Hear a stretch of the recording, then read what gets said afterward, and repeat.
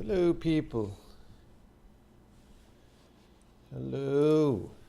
How's it going? How are things? Someone who works at Microsoft at some point probably thought COM was good and said they love them some COM. That probably has happened.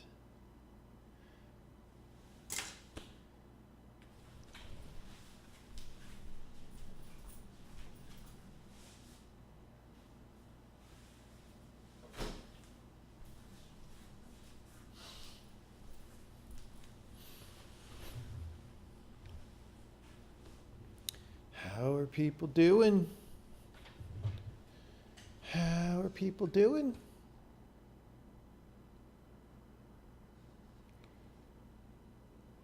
On a Thursday night.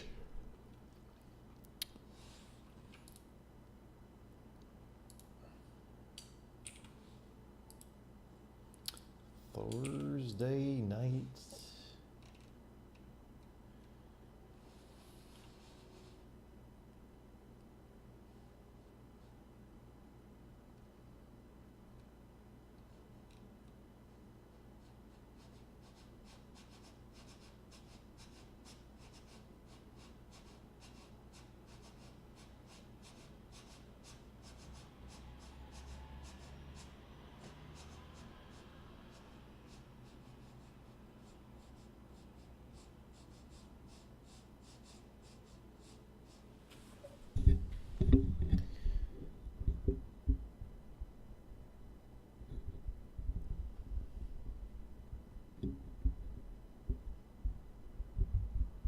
Well, for you, it's Friday morning. For me, it is not Friday morning.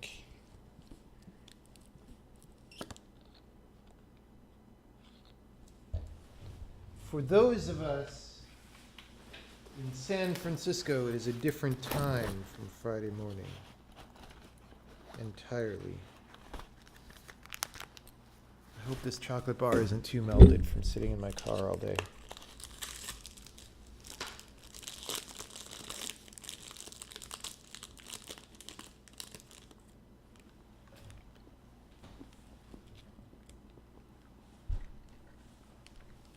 So, let me see. Can I get the list of who's in chat? No. How do I get the list? Well, if anyone in chat is a channel subscriber, which I can't tell if people are or are not, then scroll down below the video.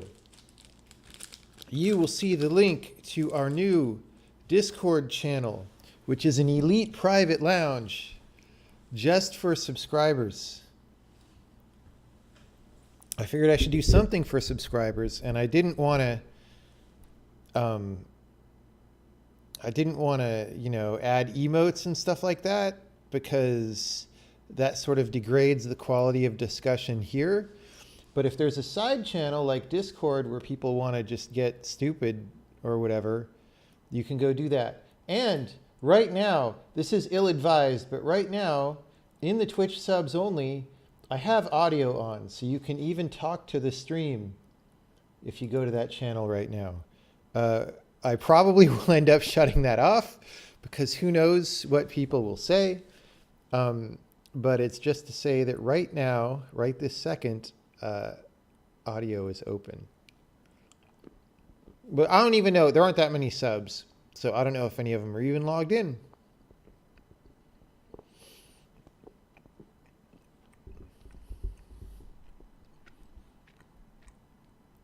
Am I more a fan of dark or milk chocolate? I like both. In general, I lean toward dark, but sometimes I want a good milk chocolate or somewhere halfway in between. My favorite chocolate bar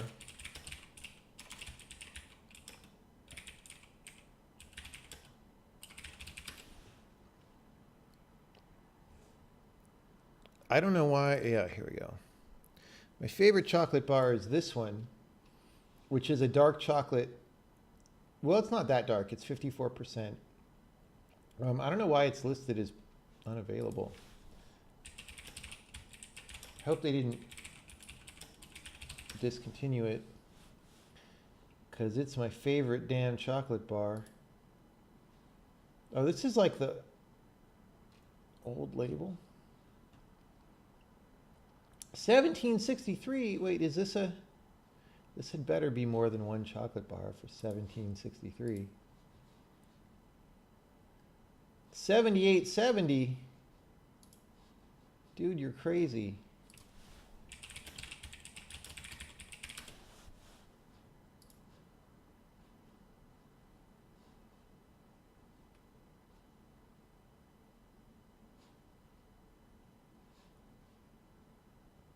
Where are the chocolate bars? Chocolate bars. Peppermint Crunch right there. Oh yeah, they changed the label to this style now. It's so good, the Peppermint Crunch. Also this peanut bar. Peanut bar, that's good. But the Peppermint Crunch, I'm all about the Peppermint Crunch. $5. Someone on Amazon is trying to sell you this chocolate bar for $87. Maybe it's a box of them or something. You haven't subbed, but you still see the link. Seeing the link is okay, but I don't think you can get into the channel, right? It's like Discord does the permission control. Oh, someone just subbed, which means I have to go refresh. Let me remember how to do that. I have to go to my stream integration. Let me do this on another monitor in case, because it only syncs the subscribers every hour. But if I go to like server settings,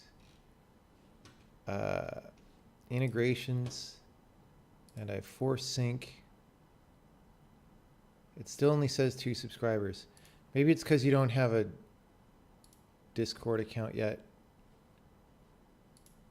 I don't know. I don't know how this works. Try going to the channel and let me know what happens, because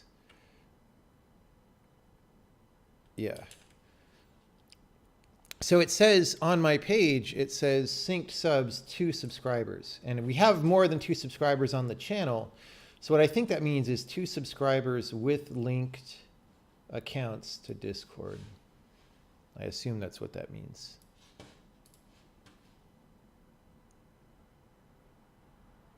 And I think actually if you sub before you link your account, then I don't need to do anything. It should automatically happen, I believe. So we'll see what happens. Where do I buy my Lake Champlain chocolate bars? Well, I have chocolate stores in San Francisco that I go to that have good chocolate bars. But they don't actually have that peppermint crunch. So I don't know. Like once in a while I go to a store and they happen to have it, but around me in San Francisco, I don't know. So I'd probably order it from their website there. Not Amazon, but from the chocolatiers website.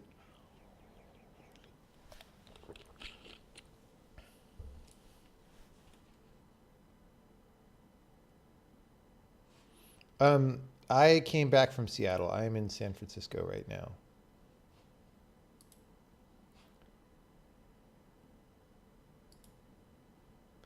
Oh, Long Boolean is typing on Discord.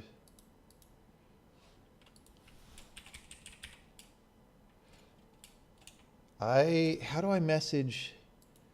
How do I make sure my messages? I don't want to message general. I want to message that channel.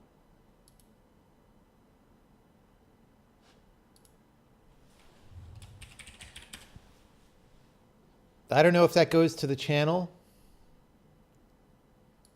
I just said hello.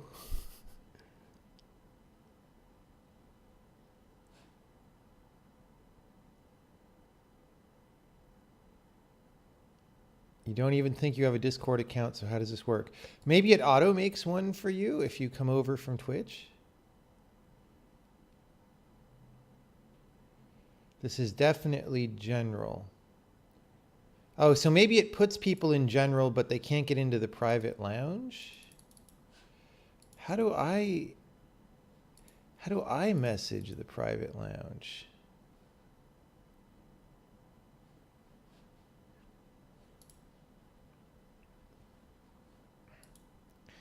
It says I'm in the private lounge, but it says I'm sending messages to general. I don't know, people. I don't know.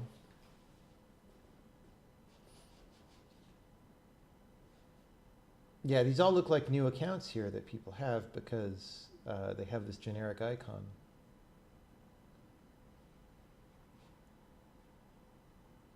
But yeah, when I message down here, it says message #general. I don't want to message #general. Edit channel. User limit, infinity. Bitrate, permissions. General permissions.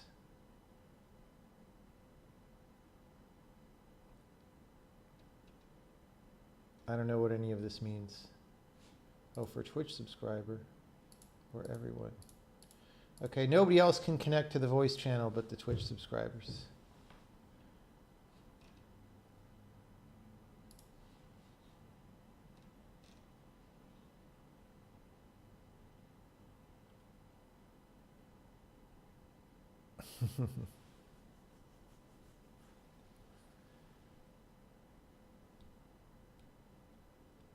All right, well, that is a...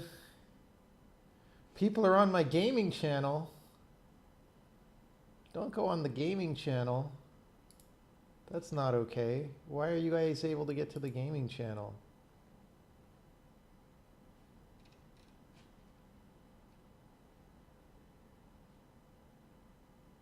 No.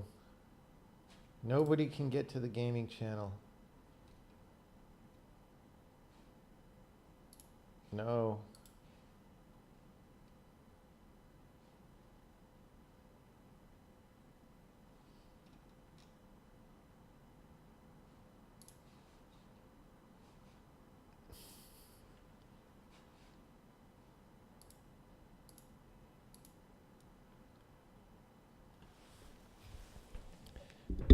I know that I have text channels and voice channels. Oh, they're separate. Oh, wait. So do I make a separate text channel for Twitch subs? Is that how this works? So this is voice only and no text. Okay. So if I say create channel, text channel, private, Twitch subscriber, elite sub text lounge, right? I create that.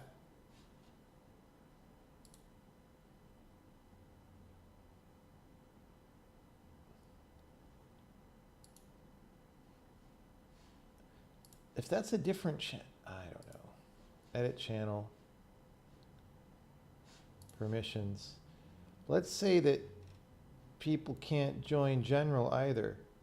Will it put people in the elite lounge by default? I wish this was... I guess you can't disallow general?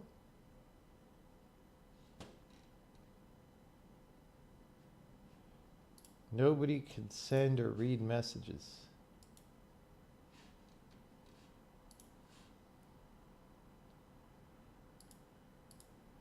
Wait. Edit channel. Wait, did I just screw up the wrong one? Yes. For Twitch subscriber, everyone. No, you can't. Regular people can't, only Twitch subscribers. Okay. So that's Elite Sub Text Lounge. And then here, general, yeah, you guys can't. All right. Gaming channel, I don't know. Well, nobody's in the Twitch subs only voice channel, so nobody can really... You can't get in the gaming channel. You should be able to get into Elite Sub Text Lounge. Try...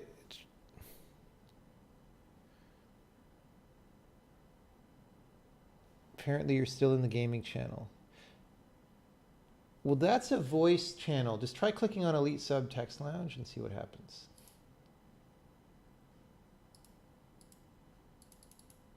Oh, you can't see it maybe still?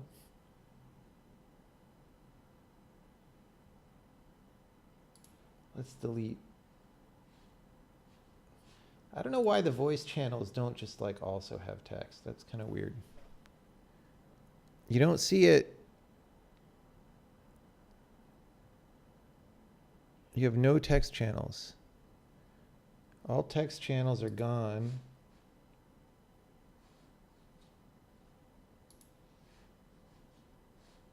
Permissions for everyone.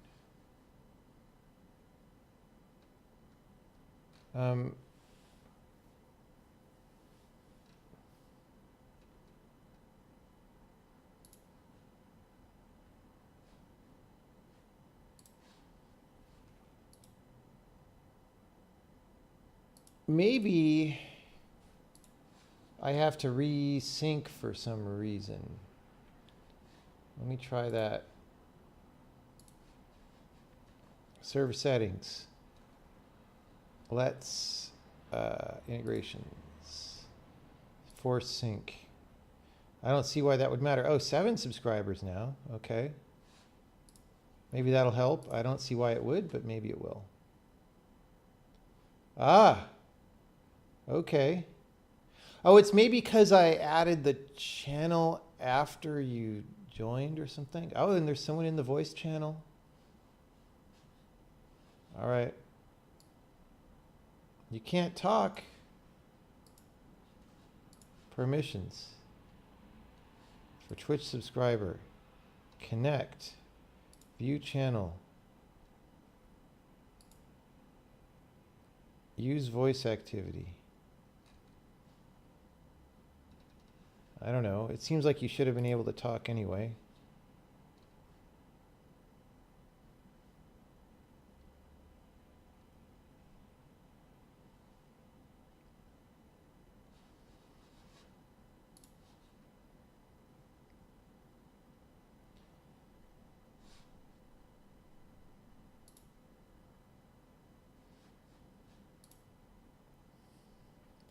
What prompted me to create an Elite Frequent Flyer Professional Edition Valued Customer Lounge? I just figured it would be nice to do something for subscribers to the channel, to give them something cool, right?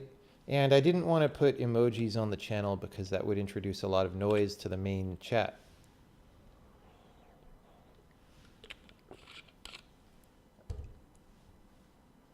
Yeah, I don't seem to be able to hear you, which is weird.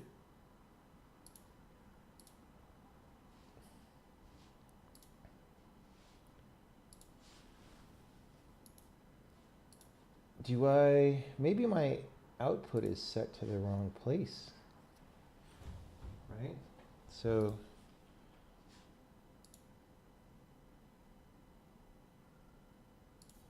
let's try that. Oh, I can hear now. Hello. Hello. Okay, there you go. You're live. You're on the subscriber, the Elite Subscriber Lounge. How are you? I am good now that I have the Elite Subscriber Lounge figured out.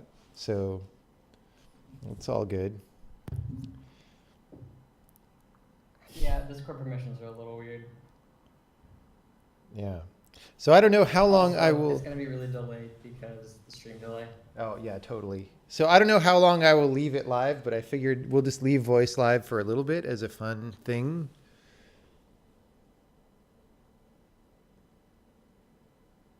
Hello.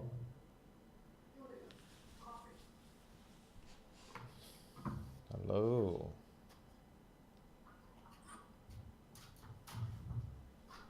All right. So probably most of the time this channel will be like a side channel where subscribers could talk on voice to each other or something. Hopefully they won't say too many snarky things behind my back. But you know, having people's voice live all the time might be a little too much. Yeah, I know. I don't want to unmute myself in the chat. You have the general and gaming chat hidden from people. Yeah, that's fine. That's fine. This is a subscriber-only place. It's not a general place. So you can just delete them if you don't want them. Well, I might want them for when I game and have other people. I don't know. Anyway, yeah, I'm not sure if it would be better to mute or unmute in the channel.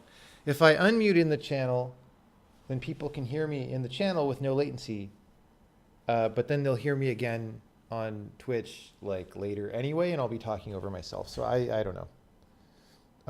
Probably most of the time I'm going to be programming and not talking to the channel. So, yeah. All right, We well. can mute the stream too. Yeah, well, for now, I'm going to experiment just because this is the fun initial night. I'm going to experiment with leaving the stream unmuted, and we'll see what happens. What do I have a hotkey for that? Is it F? Yeah, F1 will mute the stream. So if I need to shut somebody up, I can F1 it. So let me sync this up, and then we'll just go to programming. I'll just do another force sync in case anybody joined lately. Nope, didn't change. All right, cool.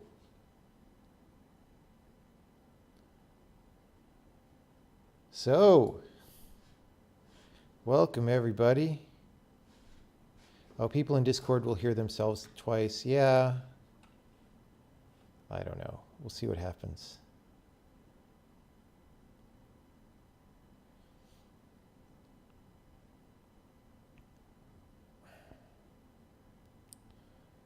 All right.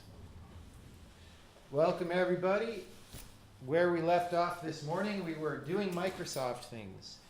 And we were doing the ridiculous amount of things that you need to do to talk over COM.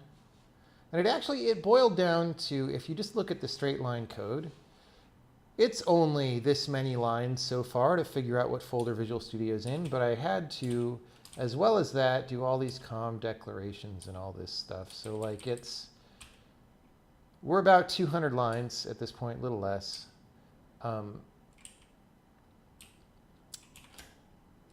And so with regard to the voice channel, let's just make it the rule that people can pop in with questions. And that might be chaotic, especially because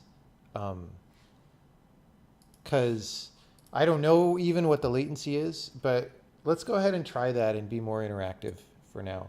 So if anyone has a question and you're on the voice channel, then you can say hi. Oh, no permission. Let me try refreshing it real fast. I'm not going to do this all the time because we got to keep the stream flowing, but I'll do it. I'll do it right now. Integrations, sync. Okay, you should have permissions now. It added one subscriber when I synced. All right. If I don't manually sync like that, then they say it updates once per hour. So there's that. You could wait an hour otherwise. Since when do we have subscribers? Since about a month ago or 2 months ago, we turned on, we did Twitch affiliate and then partner, mainly to give people stream quality options. Like we're not trying to make money off this channel. But signing up for partner means that always when the stream starts, people have quality options, I believe, which helps if you're on a low bandwidth connection. And then now also you have access to the Elite Frequent Flyer Swank Lounge. Does it link by email? I don't know. You can follow, if you go down to the bottom of the page, there's a link with instructions on it. And if you scroll down to the bottom of that, it's got the viewer instructions. So that should tell you what you need to do. You think you still don't have access? I don't know. It worked for everybody else. Talk to somebody who figured it out, because I don't know. I've never done it from the subscriber. So somebody who figured it out can tell Hassan, Judy, what to do. It's not in general. You want to go to Elite Sub Text Lounge or the Twitch subs only voice channel. So here's what it looks like. See, people are chatting in the Elite Sub Text Lounge. Except let's not let the non-subscribers see what is being said there.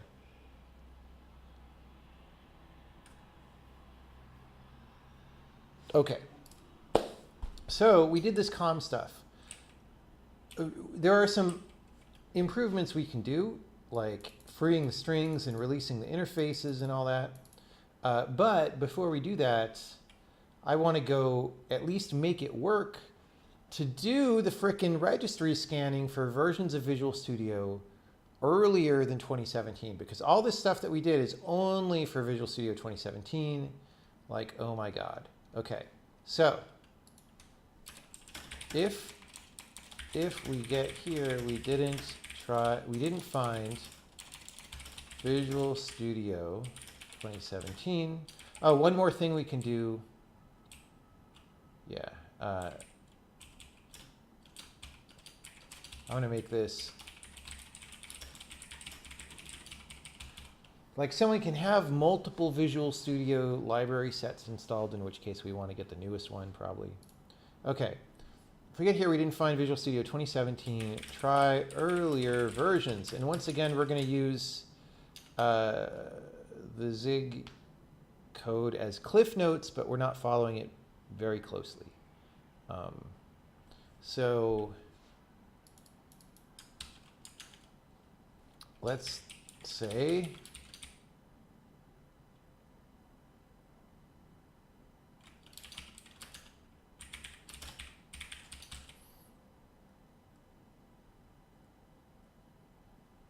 now the problem is we're not going to be able to test any of this because I don't have a different Visual Studio installed on this machine. So we'll at least make sure it crashes, or it doesn't crash. We're gonna comment this all out so that we don't do it, because if this succeeds, then we return. We're gonna comment all that out for now. We're just gonna go here and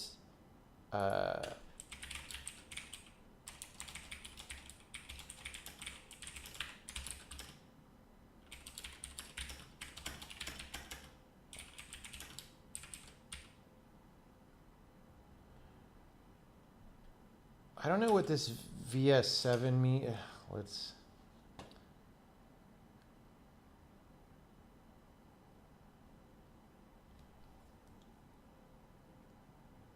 I guess VS. I don't even know. So let's defer. We have to defer reg close key. We're going to call this VS7 key. I don't even know what that means, but all right. Defer res close key VS7 key, because we don't want to leave that open. And then, so here's the thing. We want to check for more than one version of Visual Studio. Here they're just checking for 14. Of course, I don't know, like earlier versions may be in different paths or have a different frickin' library name than VC runtime. Is that true? Does anyone know? Like, do we have to return a different library name if it's an earlier Visual Studio or not? So I think they skipped 13.0, right? So it's 14, 12, 11, 10.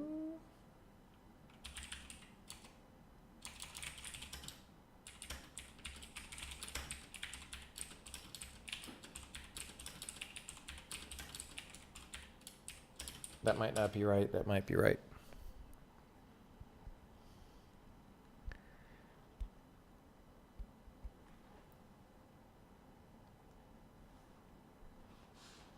Everyone's too nervous to say anything in voice.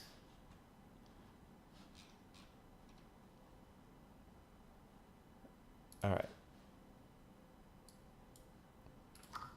Oh, I heard a sound. I don't feel like bothering anyone, so. Oh, well, there's that. Well, just if you have any legit questions about what are happening or funny comments, go ahead and chime in. It's fine. There's not that many people on the channel, so it's not so bad. You're looking at some other code that uses the same function for all of them. Well, this one that we're looking at right now is really only checking 14.0. So I don't believe, like 14.0 is Visual Studio 2015. And I think they're just not looking earlier than Visual Studio 2015 for whatever reason. Maybe they just didn't think it was important because they only care about going back that far. maybe there's some compatibility version, like maybe libraries earlier than Visual Studio 2015 don't have something that's important. I don't know what the motivation was behind this. But since I don't know,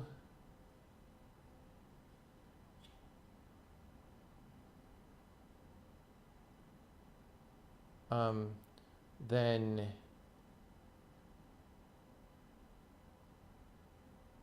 yeah, okay. So here, they're saying, does this exist and is it of the type that we care about? So we're going to say for versions.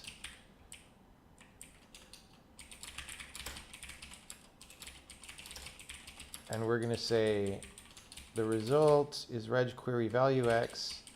Let's call it v, whatever. All right, we're getting the DW type, null, CB data. Okay, if RC is equal to file not found, well,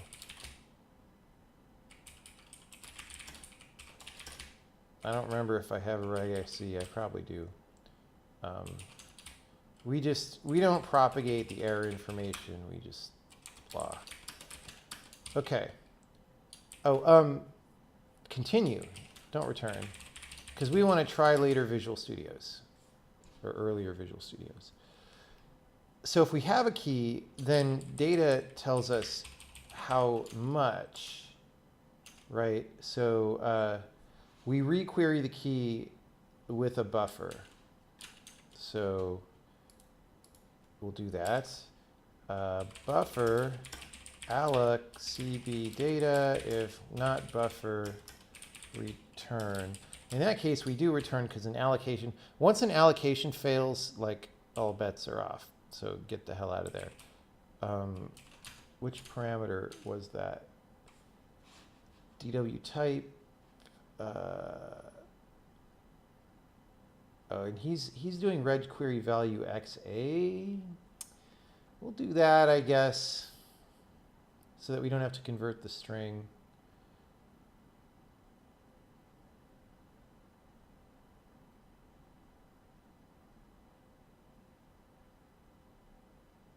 So I guess we pass this CB data has the length to begin with.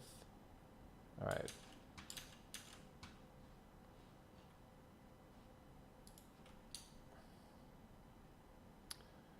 And where's the buffer go?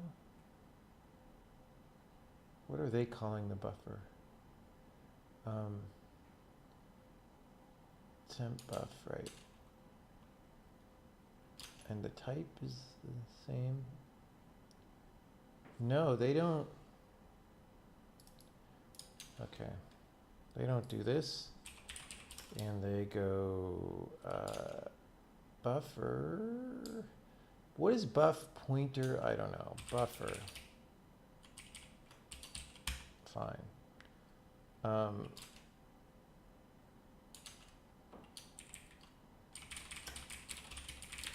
So we do this.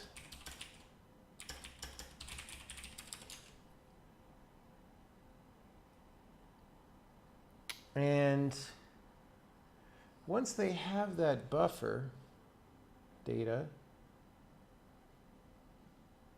they're putting that in temp buff.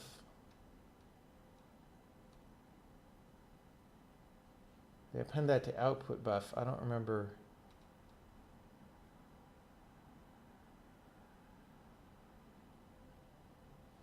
Okay, let's just try this.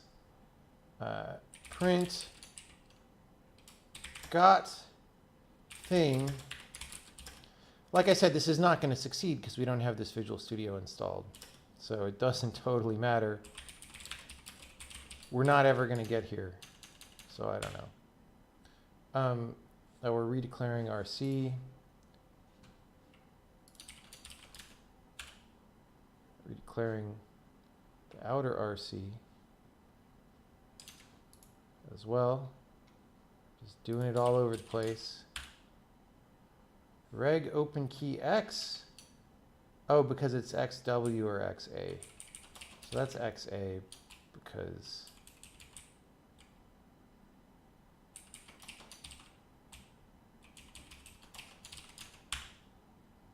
Undeclared identifier key.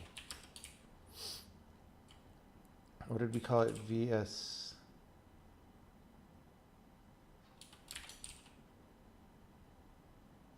No, that's not right. I skipped something. Oh no, it is VS7 key. Okay.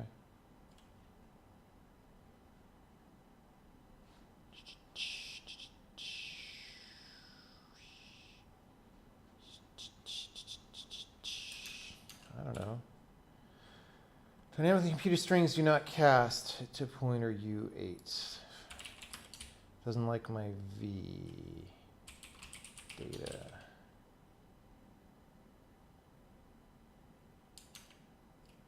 We happen to know they're zero terminated because they're string constants. Error file not found. We might as well define that.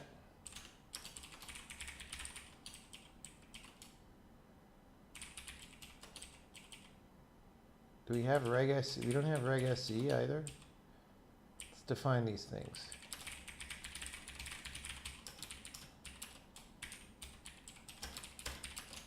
So, error, file not found, define. 2. We must have these somewhere. There's no way we don't have these somewhere.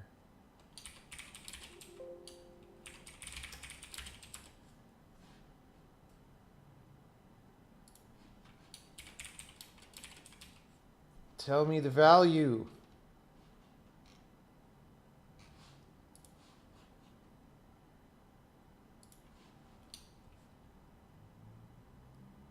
Tell me the value. Reg SZ is 1.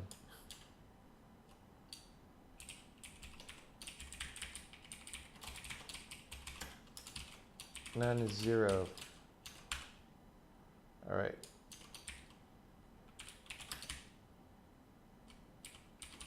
I thought there were going to be other registry keys, but there aren't.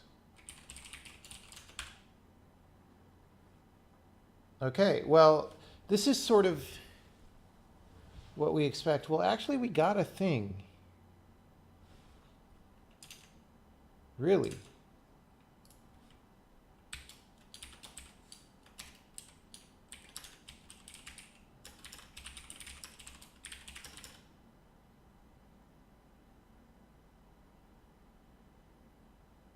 Huh.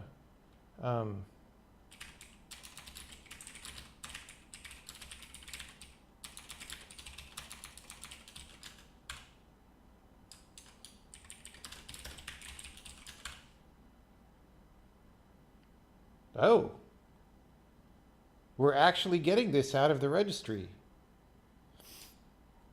I thought this wouldn't work. You know, earlier today I was manually inspecting the registry and I thought it wouldn't work, but it's actually working.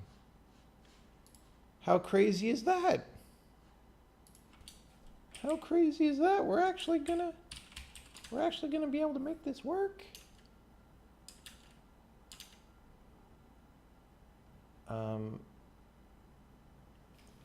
Would I mind resyncing the Discord? Okay, we'll do that.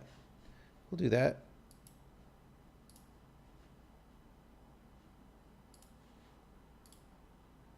Oh, dude, 12 subscribers now. 4 more people got permissions just now.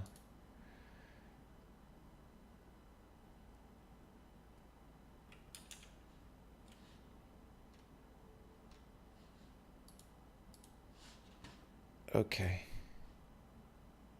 They just needed some incentive. Wow. Someone's talking. All right. Hello. Hey. This is pretty good. We're doing good. We got the thing, so we need to put the rest of the path on the thing. We get the value, so they put vclib AMD 64.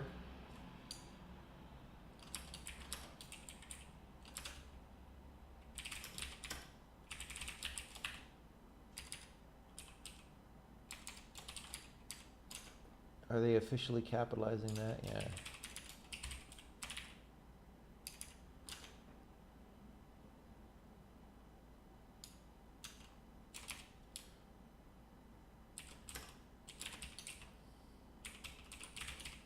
Okay, let's try that.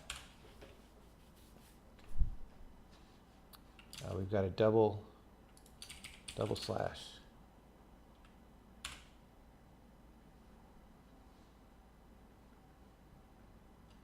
Let's make sure this is the right path now. If we paste that into the bar. Whoa, okay. Okay. So then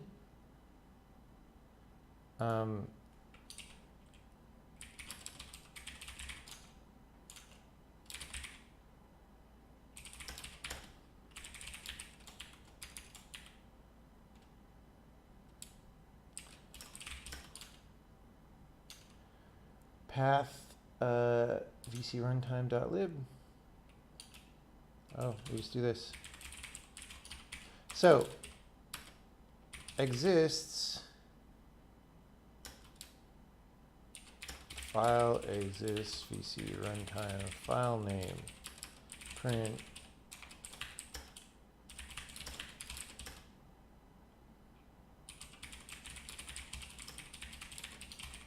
let's do that. This file exists, true. Okay, that's good. So now we say if exists, return path. Ignore vc runtime file name. Okay, now we should be able to compile. There we go. So we're getting in the lib path, Visual Studio 14.0, vclib AMD64. Great. And if we uncomment this one, we should get the Visual Studio 15.0, totally different path. Visual Studio 2017 Professional VC Tools, blah, blah, blah. We are officially done with the Microsoft stuff, barring any of the many errors that could happen, like these not being the right versions, and this not being the right path for earlier versions, or what. But see how much less painful this was than all of this ridiculous thing that was ridiculous? I really didn't like the ridiculousness. So let's delete this addref stuff. We're going to say search for earlier Visual Studio versions in the registry if we do not find 2017. 2017 sounds new, but it's almost the year 2019, so come on. Competitive Exapunk circuit. Can we have braid emotes in the Discord? Maybe I should get emotes in the Discord, and the Discord can be like the place where people goof off. No, it's not like people don't goof off in the main chat, but yeah.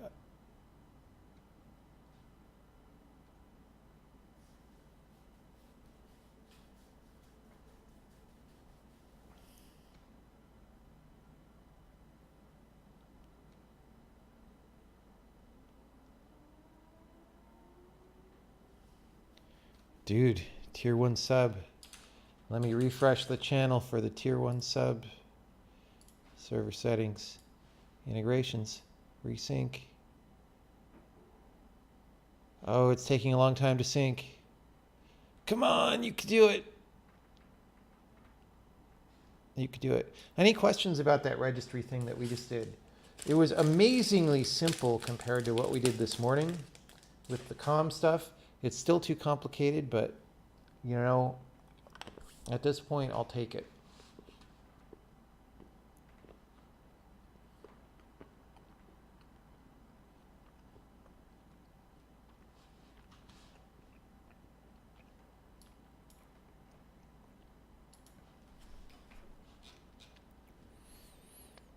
Why do I break at the end of the loop? Because I want the newest one.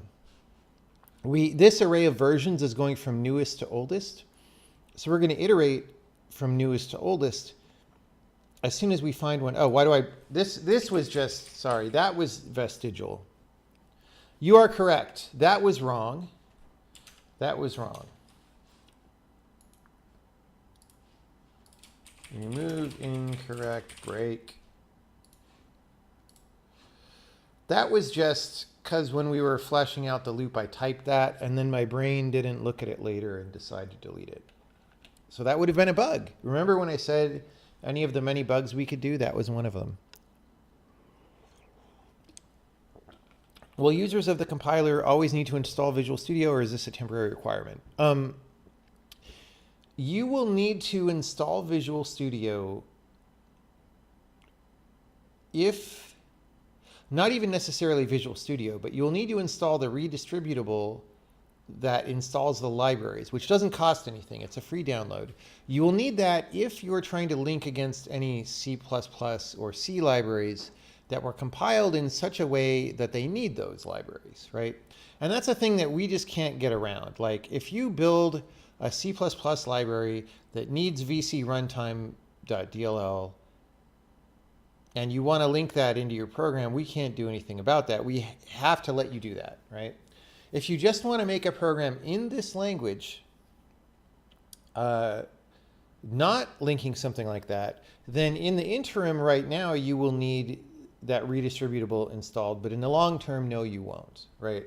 So in the long term, this code only kicks in if you're linking against C++ or C where the programmer wasn't super pedantic about it.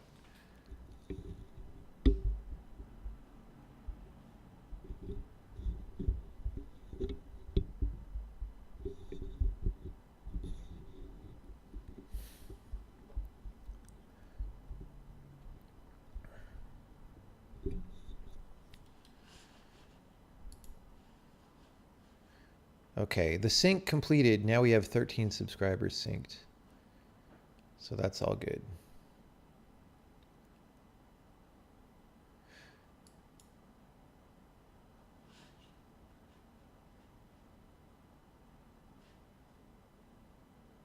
All right.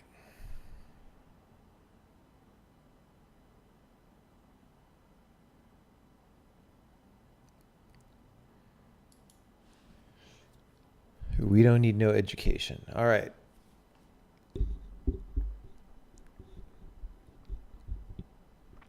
So this is currently made to require C libraries. Right now, because the language isn't done, there's some functionality that we still get from the C libraries. And we went through some of that the other day, but for a recap,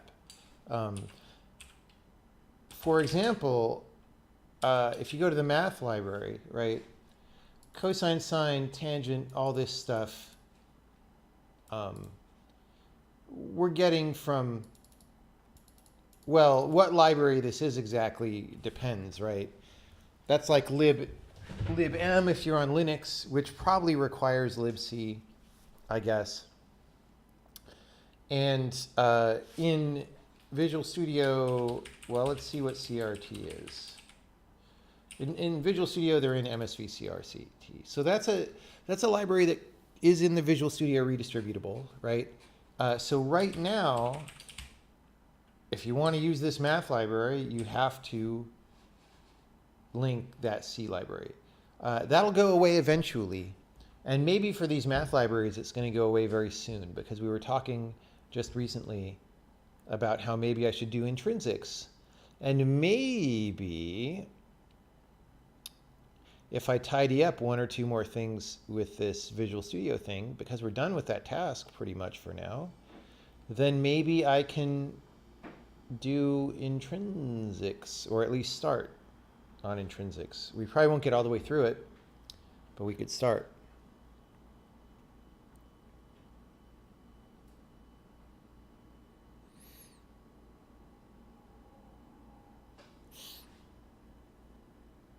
How many lines does it take to open a window for drawing?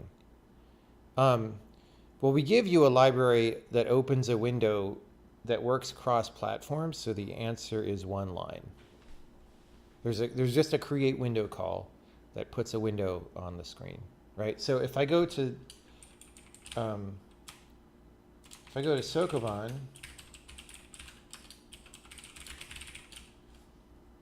here we create a window of width and height, and we call it Sokoban. You know, there's other code before that, but it's actually not required. This is just us deciding what we want the size of that window to be. But if you put like 500, 500 here, it'll just work. Actually, let's try this. Let's see what the minimum, the absolute. You actually have to import that library too. Let's try. Let's see. Let's go to.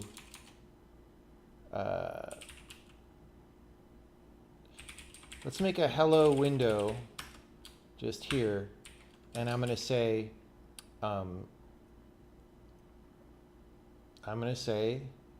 import window creation. I'm going to say main.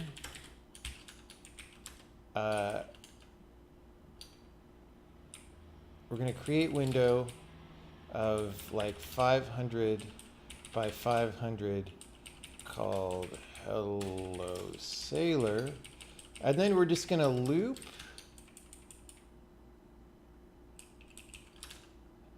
we don't have a sleep function, I guess. So if I just busy loop here, I mean, this is obviously not something you want to do in a real program, but if we exit right here, the window will just appear and then go away, right? So now the question is,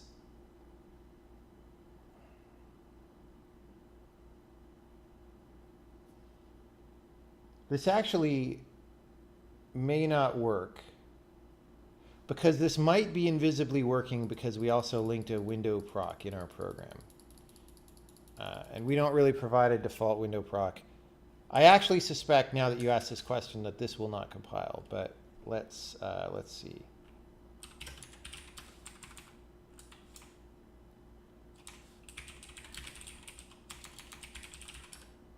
Oh, it does. There we go. So, yeah, I mean, you know, I'm just busy looping in my program, so we're not actually drawing into that window. But, you know. What's the reason for defining the specific versions rather than just iterating through the subkeys for the Visual Studio key? Because I don't ever do registry stuff, so I don't know how that works. But also because that's no longer a live way of doing things, it's not like new subkeys will be added there unless they go back to that. I don't know.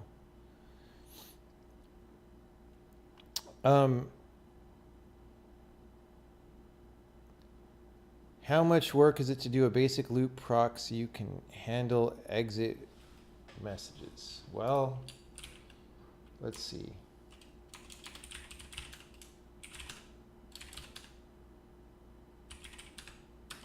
So when we call create window,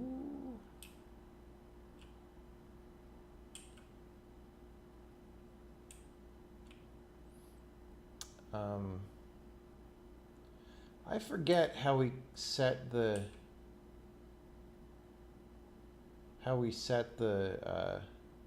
message proc right now.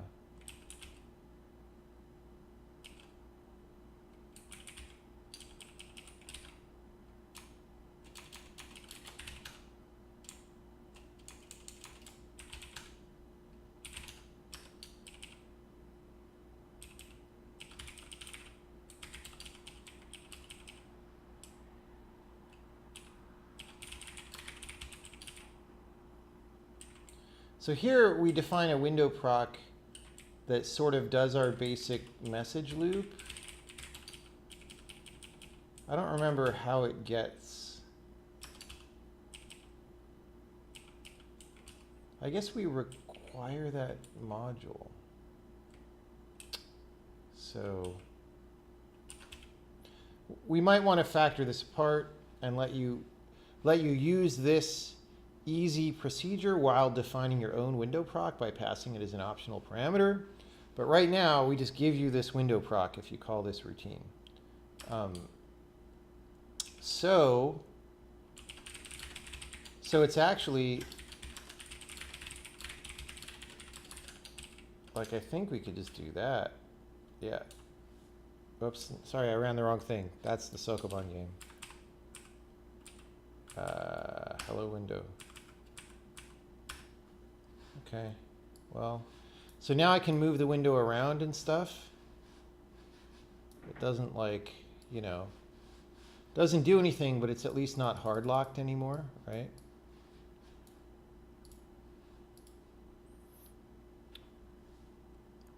We could do something in this loop like, well,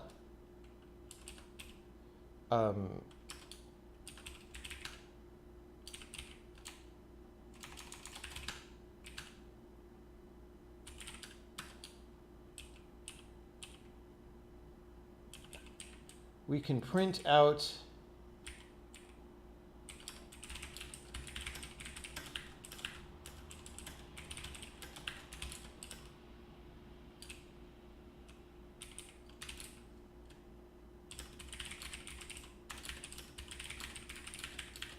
and then for events print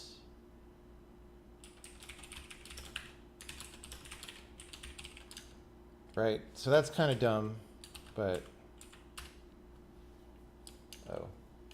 for events this frame.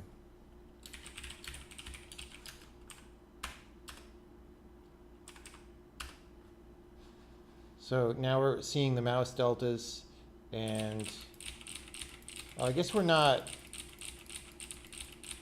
handling input events yet.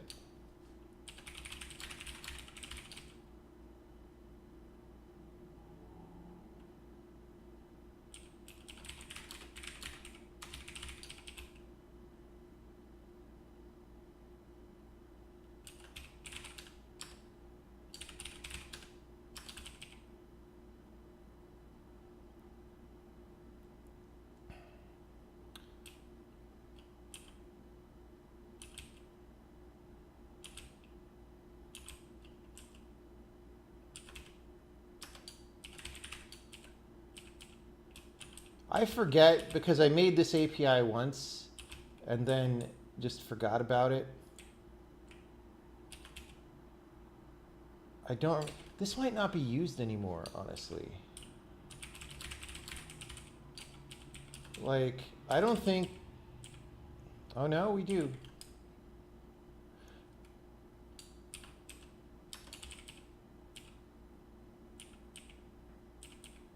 Anyway, I don't know. I don't want to rat hole down this too far and debug this because, like, I want to do other things tonight.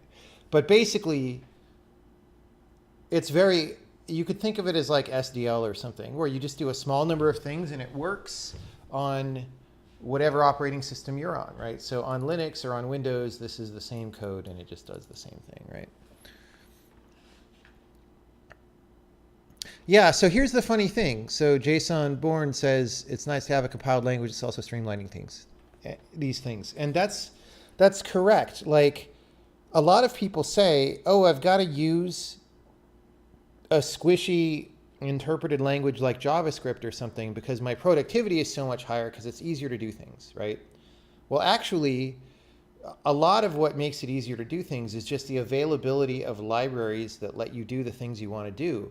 And culturally in C++, for example, along with a lot of other libraries or other languages, they got this culture of what the language should be, that the libraries are not really about helping you do what you want to do. They're like about other things for some reason. So there's a giant C++ standard library, and almost none of it has anything to do with what I want to do when I program, right? So that's the difference between these other languages and like C++. So in a compiled language, you can certainly just have a procedure that says create window in one line. Why don't any of them do that? I don't know, but you can do it, right? Well, 2 lines because we need to get the module. So that's part of what I'm trying to show is like, look, it's a very high level expression. Look, I'm not declaring the type of anything. I'm just calling this. It's very casual. It's very easy to type. And yet it's a strongly typed expression. It's a fully compiled language. You know, you can refactor without worrying that you typoed a name of something and all that good stuff. So do we plan on shipping with some basic graphic APIs like CPU side ones that hello programs can be draw square? I don't think initially, I think if you want to draw graphics, you're probably using OpenGL or something. That said, we make it easy to set up OpenGL, except unfortunately now OpenGL, if you want to use non-deprecated pathways, you have to like declare shaders and stuff, and it's a giant rat hole. In the long term, I would like to have CPU-based rendering. Like, I would like the ability to ship a game where you can just render it completely in software. And yes, it's slower, but so what, right? Like, if someone's graphics driver isn't working right, just switch it to software mode. I would love that. It's just, that's an amount of work that is probably beyond the initial threshold of what we're going to do. With that global input events thing, how would you handle multiple windows? Well, you know, this library is just to help you do things fast, right?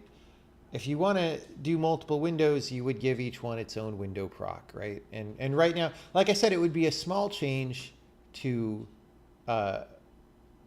make the window procs different, but right now they're not. The other thing is, yeah, this library. So the other aspect of that is this input library has globals for like the mouse deltas and the events and stuff.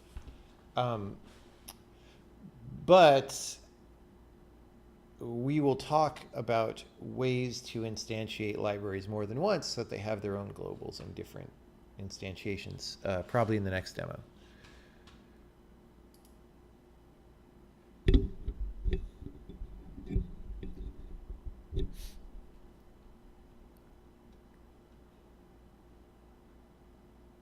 Yeah, software gets slower because languages are getting higher level is something people keep saying because they just haven't seen something like this. That's true, that's part of it. But it's also, it's not really true that languages are getting higher level, because think about a relatively high level language like C# or Haskell, right? Haskell is from the 1990s. C# is like from the late 1990s, I don't even know.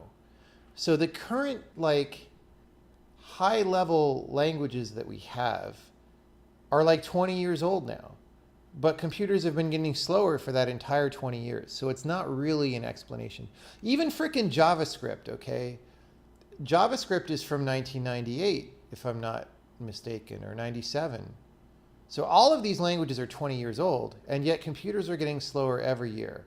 I actually know, I have a lecture on why computers are getting slower. It's just, I need to do additional programming and research to illustrate the lecture before I can give it.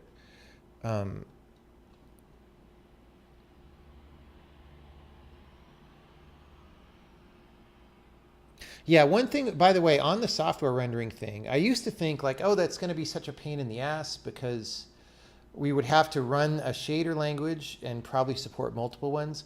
But actually, we've been experimenting, or we've talked about experimenting in the other way, where because we have good metaprogramming facilities that let you inspect your program, we're thinking, well, maybe you can just write a regular procedure in this language that does shader math, and then we have a cross-compiler library that'll introspect that and compile that into all the different pain-in-the-ass shading languages like GLSL and HLSL and all these things.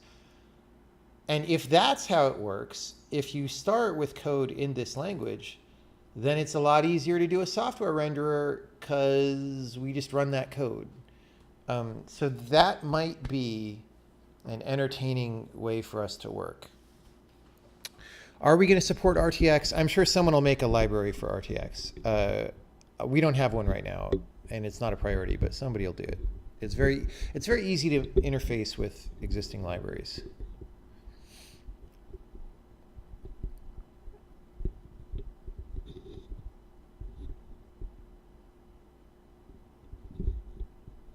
Yeah, it may be an online lecture. It may be one that I give somewhere. I don't exactly know.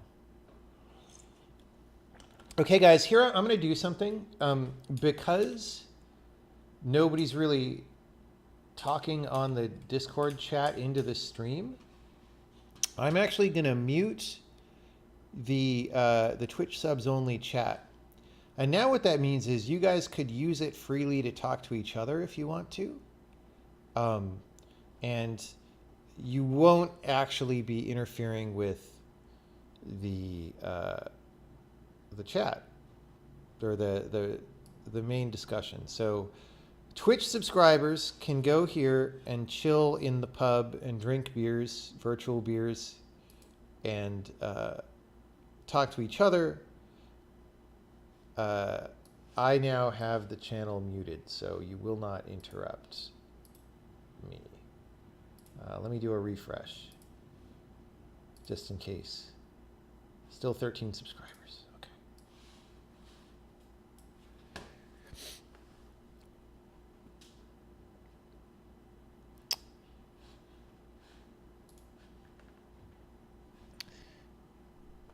Okay. Question. So if I learned OpenGL for C++ right now, would that experience be helpful since we're going to be using OpenGL? So OpenGL is one of the options that you have. As time goes on, it's a less appealing option because, for example, macOS just said they're not going to support OpenGL anymore. You can still run OpenGL programs on macOS, but I don't know for how much longer they will work well and stuff, right? It's the same thing they did to Adobe Flash. Flash is now dead everywhere because Apple stopped supporting it on their phones.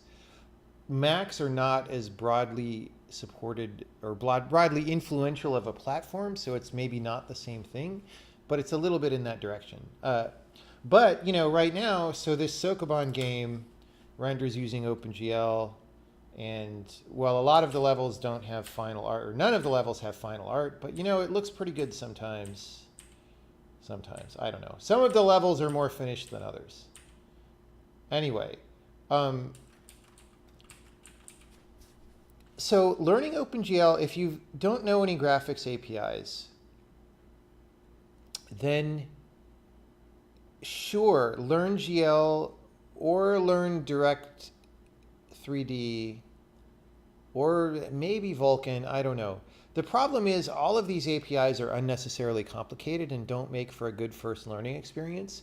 GL used to be a good first API to learn, but it's really not now. It's horribly complicated and a lot of old things are deprecated and it's hard to read authoritative documentation to tell you what things are supposed to mean, and it's very confusing, right? So,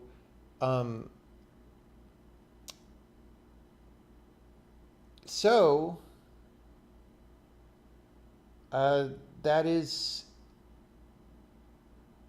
just the situation that you have to deal with. But if you've never learned a graphics API, then learning any of them will help you in the future because they're all about talking to the hardware. And the hardware works a certain way. All graphics hardware has a basic paradigm that it uses about how pixels get through the pipeline and onto the screen. And once you learn that and how to work with that, then all of the rendering APIs are just different ways of doing the same thing. And so you'll have a head start.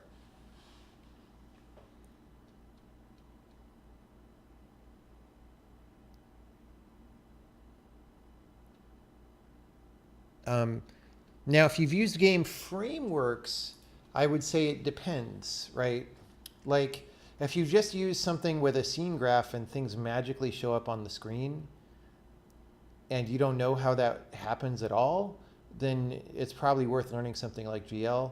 If you're using like a higher level engine, but you have a lot of visibility into the different parts, like you manually set shaders and manually send what geometry or whatever, then maybe it's less valuable. Like if you feel like you see and understand the rendering pipeline, then I would say don't learn GL unless you really want a lower level way to affect what's going on. And GL isn't really that low of a level, honestly.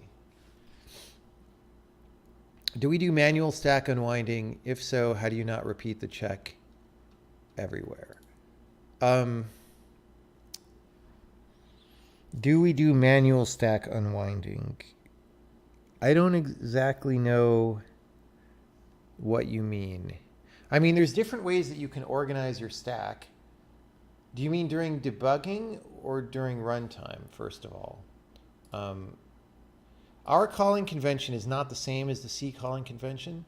That's not too surprising because a lot of languages have their own calling convention. In ours, we definitely push and pop the stack. It's one stack, just like it was for C. We might split that later in order for security purposes. But right now there's one stack.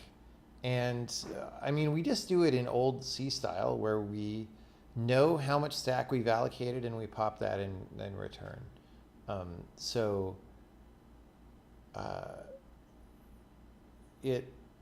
We're not doing anything fancy, but because we're not doing anything fancy, it's an easy thing.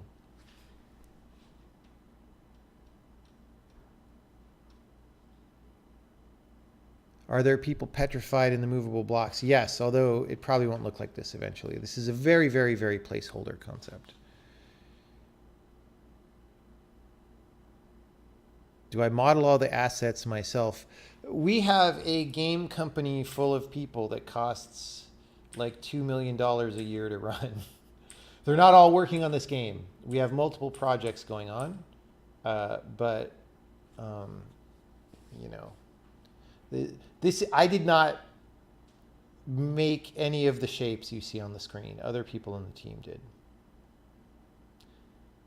And then a contractor we were working with for a bit modeled some of these characters.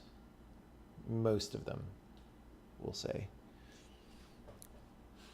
Is this all new art, or do we have some temp witness assets? This is all new art that's trying to work towards final.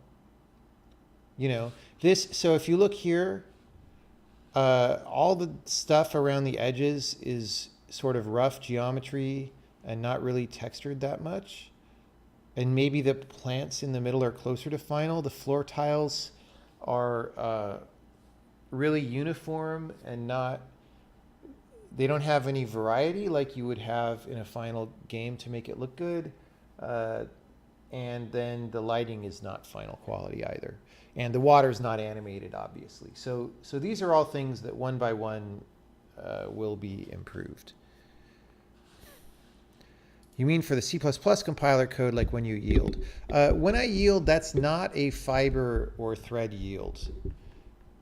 Yield just means return false. So it's maybe a slight abuse of terminology to say yield, but at the same time, it means the right thing to me. So, yeah.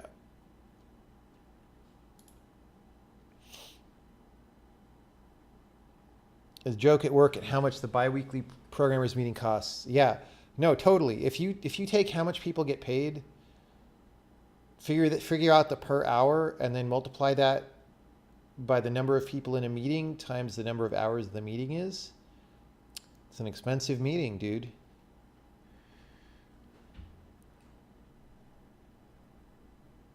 Are the trees a red herring?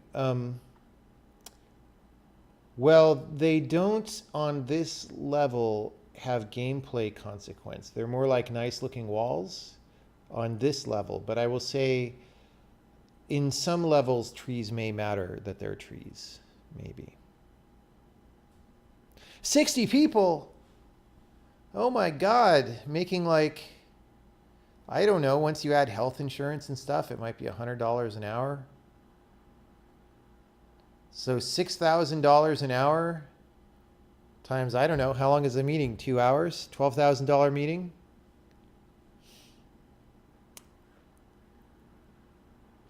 Why use yield over return false? because it's a macro that does some other things, like it sets the data structure that we're yielding on, so that when that structure becomes available, then we know to continue. Or when you're debugging or something, you know what caused the stall.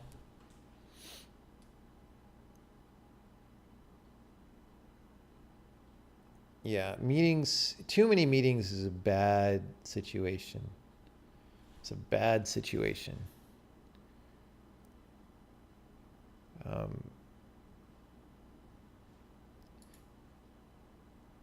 Yeah.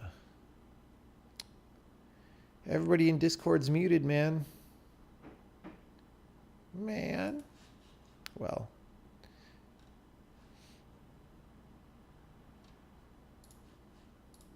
I think stand-up meeting is one way of keeping the meeting short, because if it goes too long, everyone's uncomfortable. Just downloaded the witness on your Linux partition and going to see if it works with Steam Proton. Somebody told us that it works pretty well. I mean, of course, on their hardware and GPU or whatever, but you know, hopefully it runs well. I don't know. Okay. Whoa, I just closed Twitch chat. Sorry.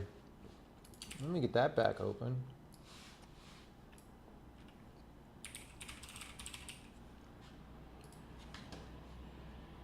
I think I tried to Alt F4 the game, and I Alt F4'd my browser. That's just what happens sometimes. Okay, so let's clean up the ending of this thing. And then we can start doing a small amount of work toward intrinsics. Not a large amount of work. Okay, what were some of our things? Now we have to free the Beastmaster.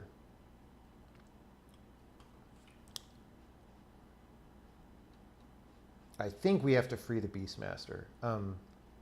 So we get that from get installation path. So the problem is, I doubt the documentation is going to be very clear about how this is allocated.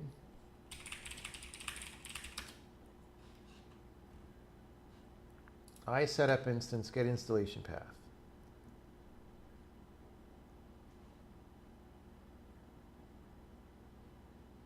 Gets the path. It doesn't tell us, do you need to free this or not? Thanks, guys. This sure is useful documentation.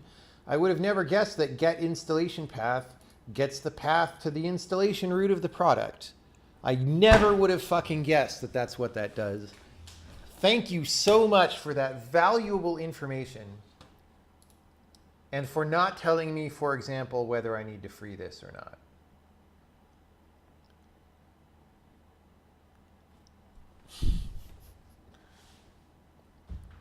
Saying this is the Beastmaster specification is actually not unreasonable, right? You guys know about the Burgermaster segment, right?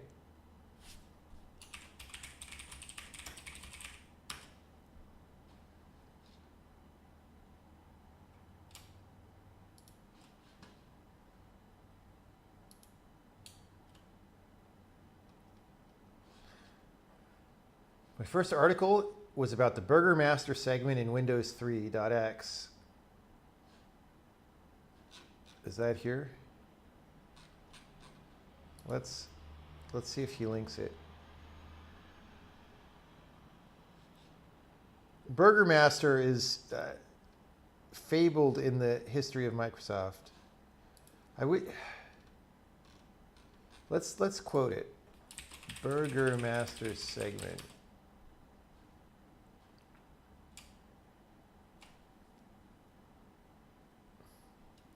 Computer World from 1992.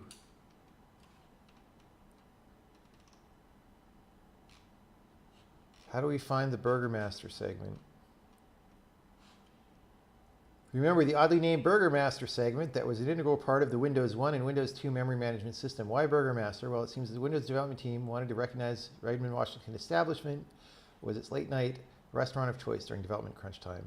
Burgermaster disappeared with Windows 3.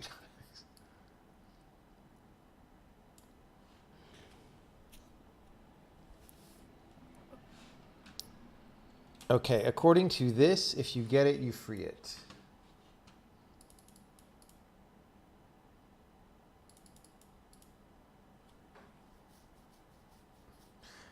When a beaster passes out of an interface, the receiving object takes responsibility for its memory management. That is great. Oh, wait, let me... so I assume this says call sysfreestir, right? Sysfreestring. Okay, so we need to look that up because I don't think we have that.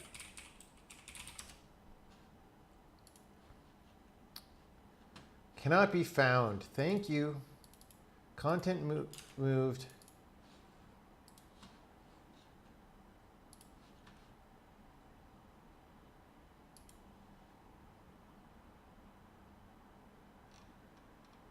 Okay, sysalloc string and sysfreestring. Ole care. That's just an S16. Come on, bro. Okay, Windows. Actually, you know, I think I'm going to factor this into like Windows COM or something. Maybe. I don't know.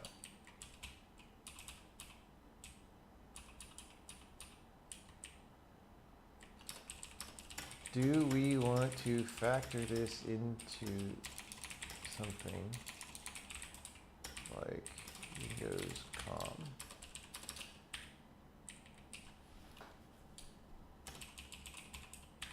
So sysalloc string takes it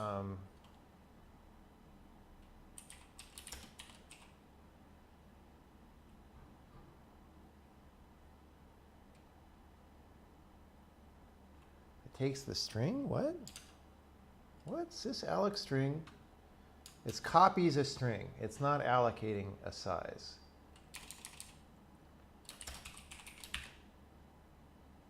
That's not technically a B-stir. It's a wide stir. All right, fine.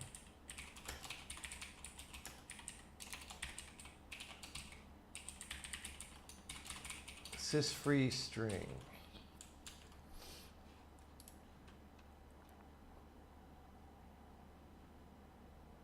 All right, sysfree string. It must be a B-stir. All right.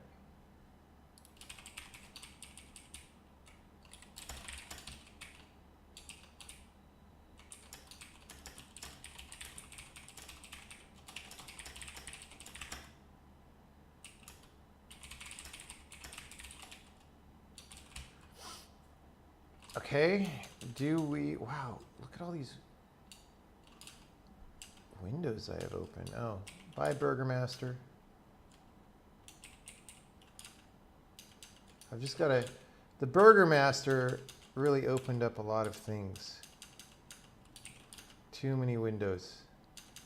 Too many commanders. All right. So we've got more Burgermaster. I was enjoying the Burgermaster a lot. Okay.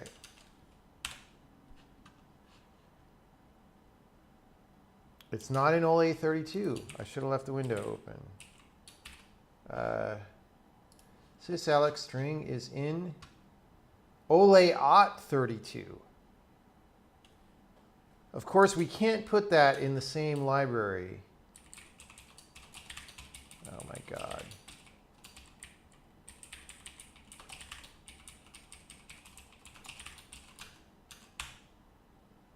All right. Great. Someday, 100 years from now, all of Windows is going to be in a library called windowsgarbage.lib, and you just link that and you get everything. Okay. That compiled. So we're just going to, when we get that Beastmaster, maybe it's a Burgermaster. Maybe the real reason it's called Beaster is because of Burgermaster. I bet that's actually true. I bet they came up with an excuse of why it was called Beaster, but it was really about Burgermaster. That's got to be true. That has got to be true. There's no way that's not true. Because Beaster, it's a stupid name. It doesn't make any sense. I forgot already what the B is supposed to stand for, but not free. What is it called? Sys-free.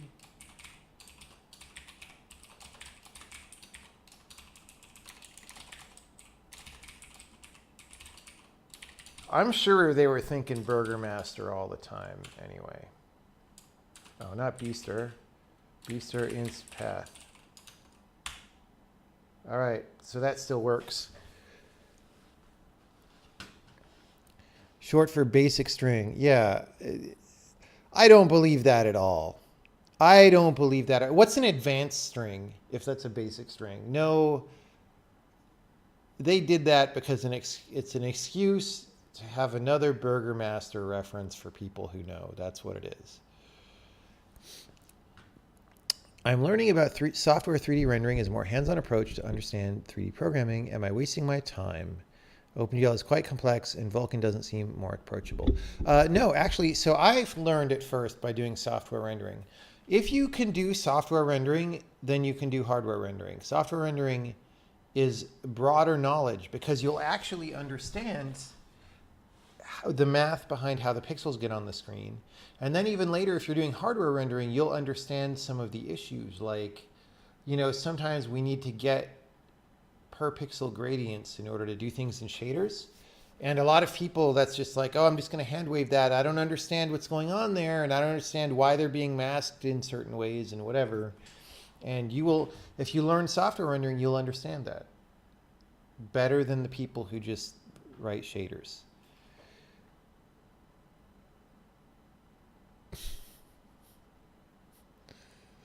Frenchman named Jean-Pierre Oleau. Oleau. Okay. Okay. Like, why isn't it called Olaister or something instead of basic string? It's because of Burgermaster.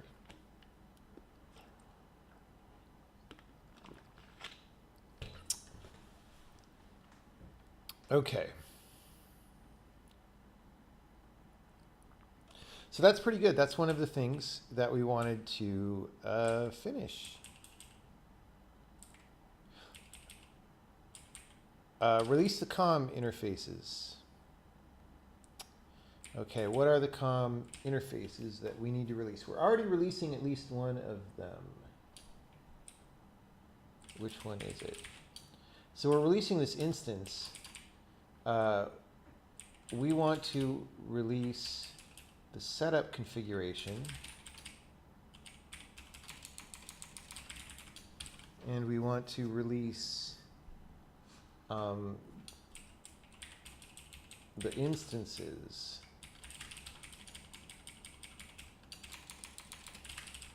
Now, all of these guys probably have the same release pointer, but we're not going to risk it. We're going to call each guy's release pointer in return. Okay, instances. And then we get a Beastmaster. And then we read the file and we free the file. And those are all the things that allocate. So, all right, that works too. And now we're even freeing the COM interfaces. Okay. Let's check that in. Oh, I closed all my...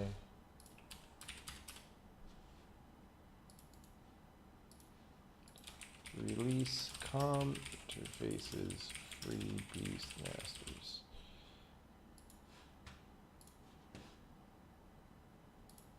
All right.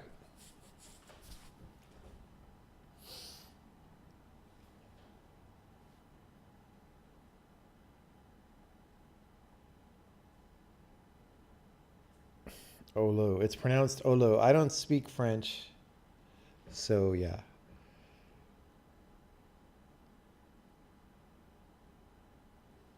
So yeah, I don't speak French.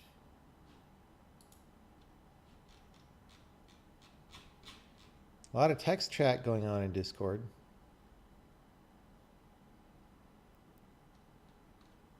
That's good. I'm glad that we have a good subscriber text chat where people can get into more one-on-one conversations a little bit easier because the population is smaller there. So that's great. I'm happy that that is serving a purpose.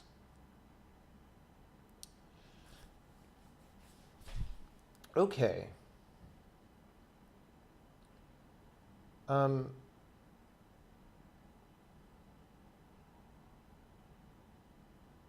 right, so the Zig version, the Zig compiler version of this code.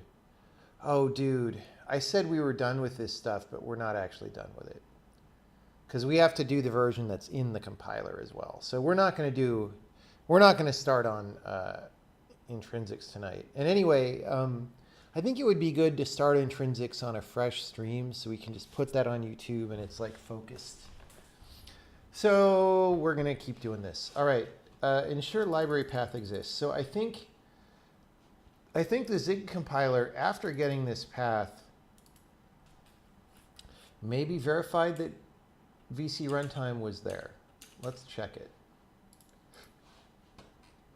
This is the COM version. Down here, they definitely do that. But in the COM version, yeah, in the COM version, they check file exists. So let's do that. We don't have to check the path separately because file exists.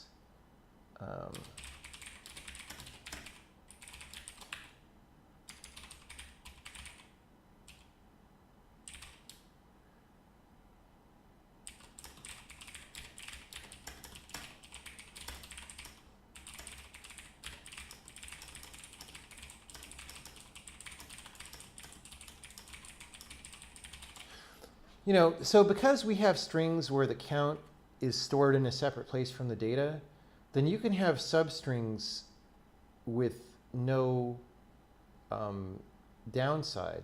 So we could like just put vcruntime.lib here at the end and then just return a string that's shorter than that by a known length, and that just gives you the path.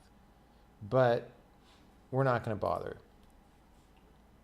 yet because we're not getting all exapunks on this right now. If file exists, library file, return library path. Okay. Does that work? We still get the Visual Studio 2017, so yes. Let's make sure it works by checking to see if that file exists, which shouldn't exist. So in that case, we still successfully compile, but it's because we fell back to Visual Studio 14.0. The day of pain, it wasn't a day of pain, but the many hours of pain was worth it. Not really, but worth it.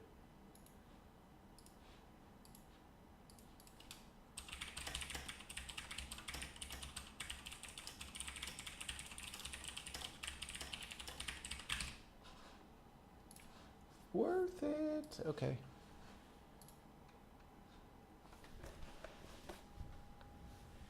Yeah.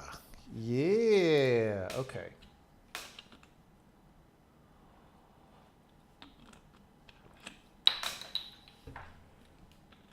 So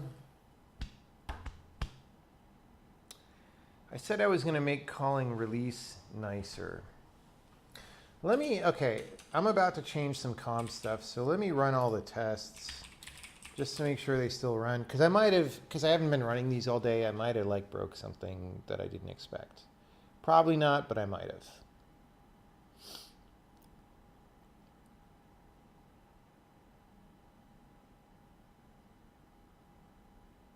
So all those are working. That's good.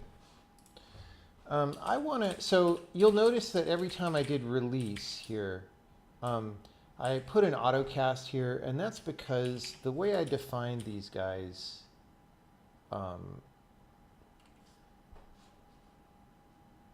they're using their vtable, and their vtable uses the IUnknown vtable, but they're not using IUnknown. Should they now? Wait.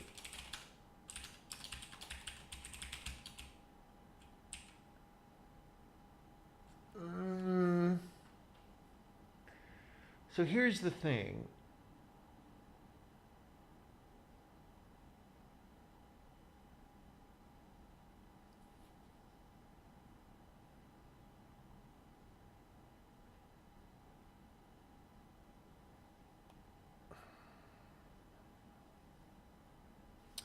I think, let's try this.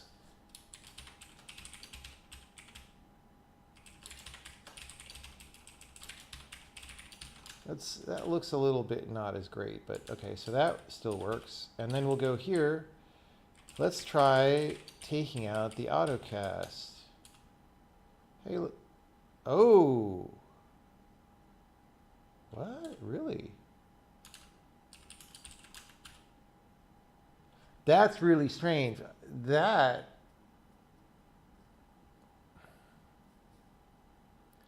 seems like a compiler bug. Because if it works, it should just work.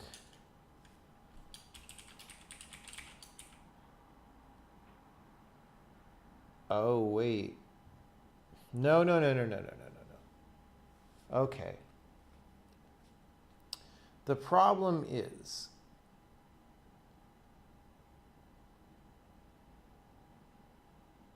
that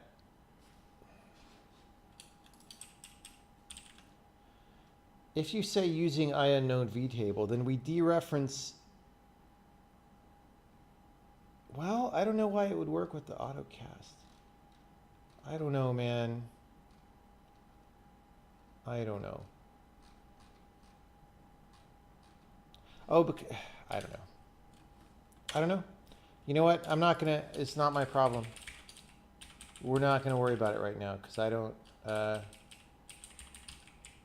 when we have macros and stuff. So in general with this com stuff, there's like, oh, okay, well, we're doing this and then that because we're not object oriented and so forth. And,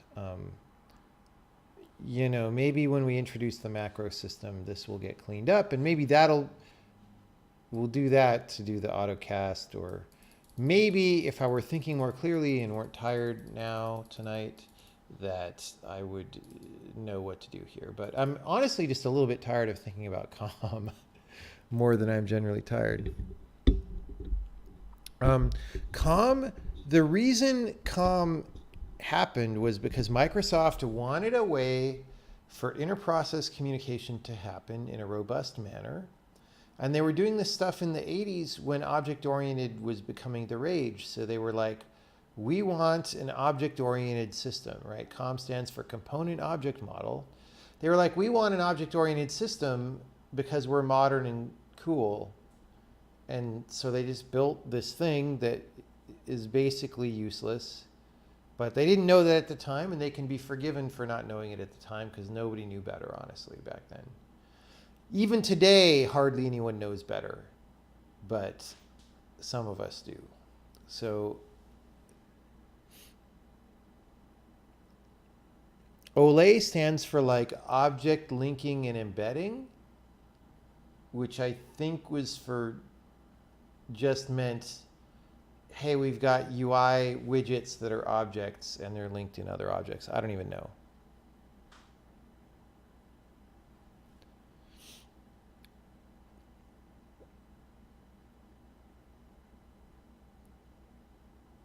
When I change it, shouldn't it be star IUnknown vtable?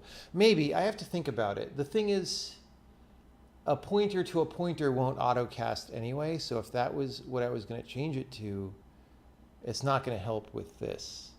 I don't think. I need to think about what would be best. This is, I'm happy enough with the success from today. Oh, we want to figure out this trim left. This is important anyway, because this is an actual crash problem that's in a library that we are ostensibly providing to people.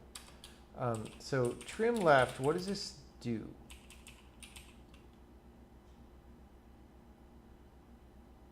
Return slice from index. Oh, this trims the left off.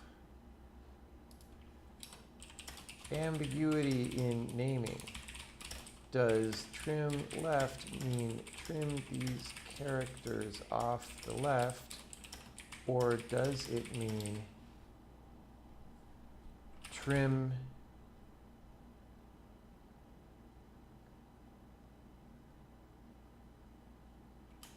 these characters out and return the left?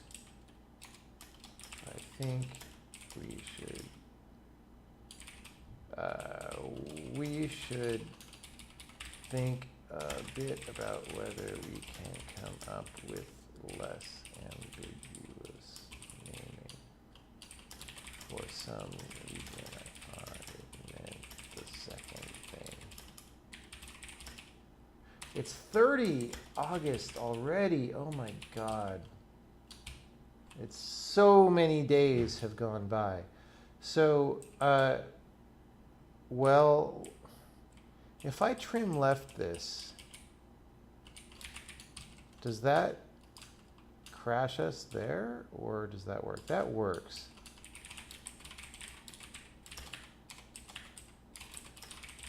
I think that'll just return us the empty string, right? No. Oh, I guess it's like, okay, it stops as soon as it sees anything but these characters. So the reason that this crashed must have just been that I was doing something later, right? So really, I want to go version is trim right. That's not good either, because if the tools file ever ends up being more than one line. Okay, so now it's working because we got the whole correct thing. But if the tools file ends up being more than one line, this is no longer the right thing.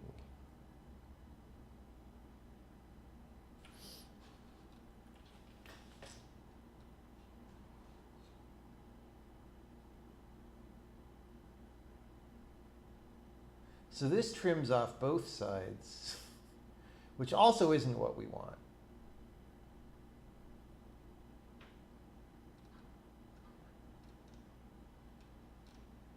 I'm just going to do what I was doing before, but it's fine because we got to the bottom of the sort of what was going on.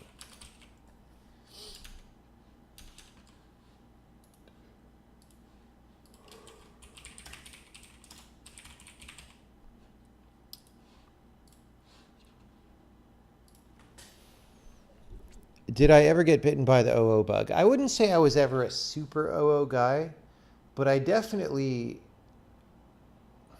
So here's the thing is, when I was in college, where I was learning how to program in the most structured way, I didn't really learn under any OO evangelists. I got kind of lucky. I did learn under functional programming evangelists. So I got taught like the scheme way and the Lisp way, and that's the good way. So I programmed actually a little bit Lispy when I started, but there's a limit to how Lispy you can be in C++. And so I don't think that really impeded me too much. And back then, you know, I'd use linked lists all the time and stuff, which you don't want to do today because they're too slow.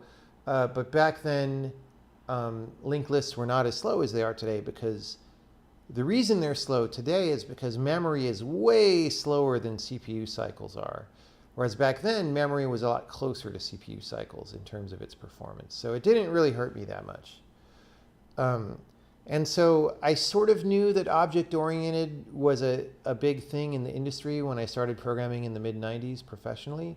But the earliest examples of object-oriented stuff that I saw were like the Microsoft Foundation classes and stuff, which are terrible. They're obviously ugly and bad things. So I never got too seduced by object-orientedness.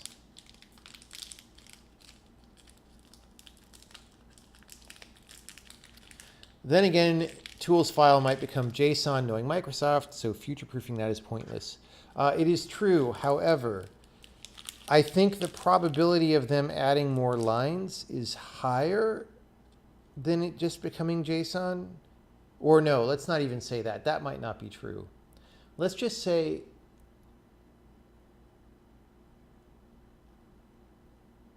if I handle the case where it just gets more lines added, that's a little bit better than not handling anything, because that might happen. I don't know. I mean, it's more likely that they're going to change the name and the format like next week, right? But we're doing what we can do.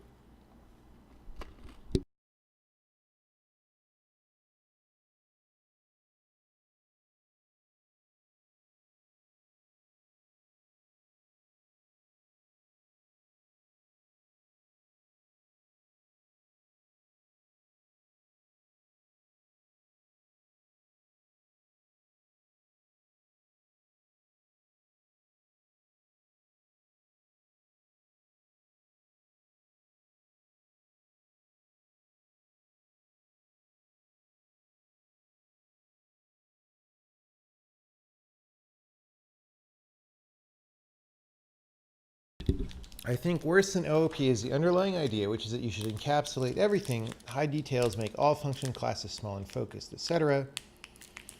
You can follow these ideas without going full OOP, and it still bites you really bad. Yeah, I mean, it's like a lot of things in computers, though, right? All of those ideas are a little bit good. Like, it's not arbitrary that people came up with the idea that you want to encapsulate things. Encapsulating things does have benefits, right? However, it also has costs, and the costs are subtler than the benefits, but they can be steep, right? And so if you encapsulate too much, you pay way more of a cost than you're getting in benefit. And people will teach you the benefit in school, but not necessarily the cost, which is part of the reason why the benefit is more obvious. So many of these ideas in the, like agile, test-driven development, all of these things that are not correct, and that in fact will screw you up if you do things that way, they're all based in correct observations if you follow it back far enough. Like test-driven design. Yes, if you don't test things, they'll have bugs. So testing things is a good idea. Wow, when we try to refactor JavaScript, it's a disaster. So we need some way to be able to refactor. That's correct. They don't seem to notice that this is only a problem in like JavaScript and crap like that, mainly because most of these guys have never programmed in anything but JavaScript.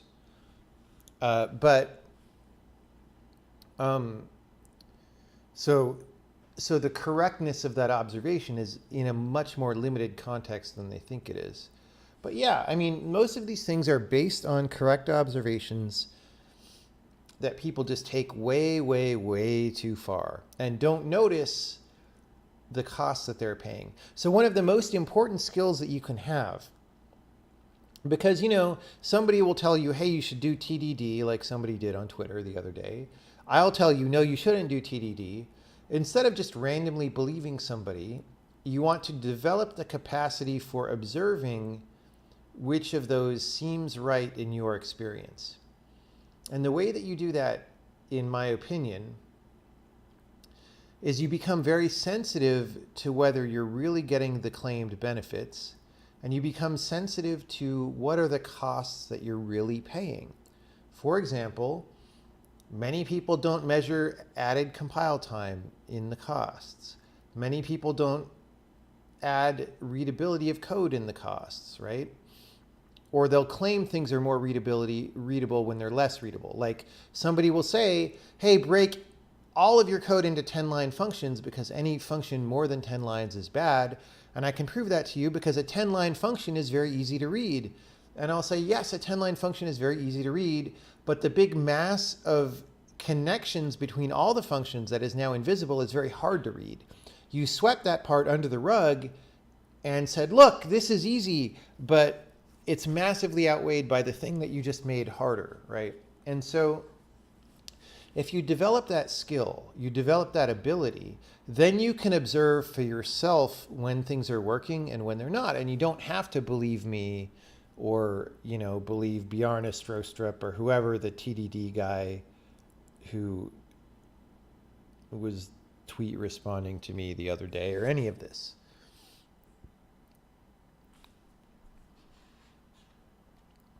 And I will also say the meta observation to all of this is that all of these people who are trying to sell you these methodologies are saying, follow my methodology and your software will be more robust, or you'll write it faster, or anything like that, right?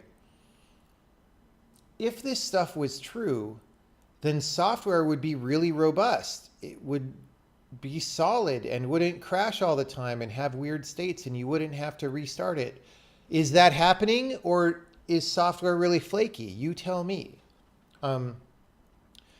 Are engineers really productive, or does Facebook have tens of thousands of engineers just to run a frickin' website? You tell me, right? If this actually leads to great productivity, where is the productivity? If this actually leads to robustness, where is the robustness? I don't see it. I don't see it. So if those claims are true, show me. Show me the result of the claims.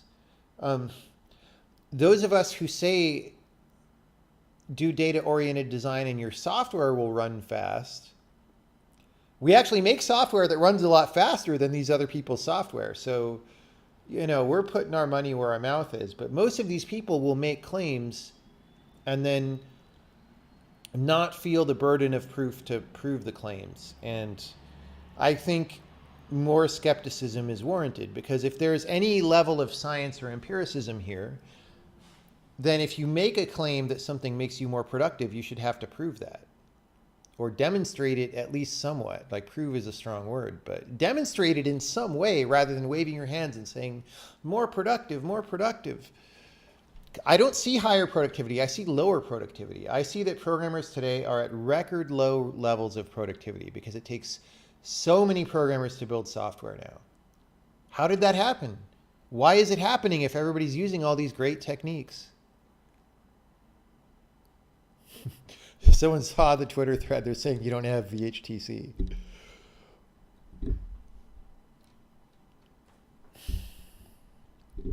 But think of all the time you'll save when you've got your test-driven development set up. Then you'll have more time to implement a nice exception system. You could throw in some pair programming. You might even have time to write an OS. Yes, totally.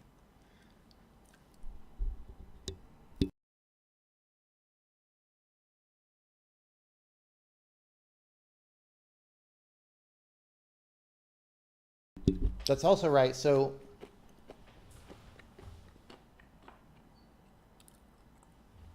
the out that people have,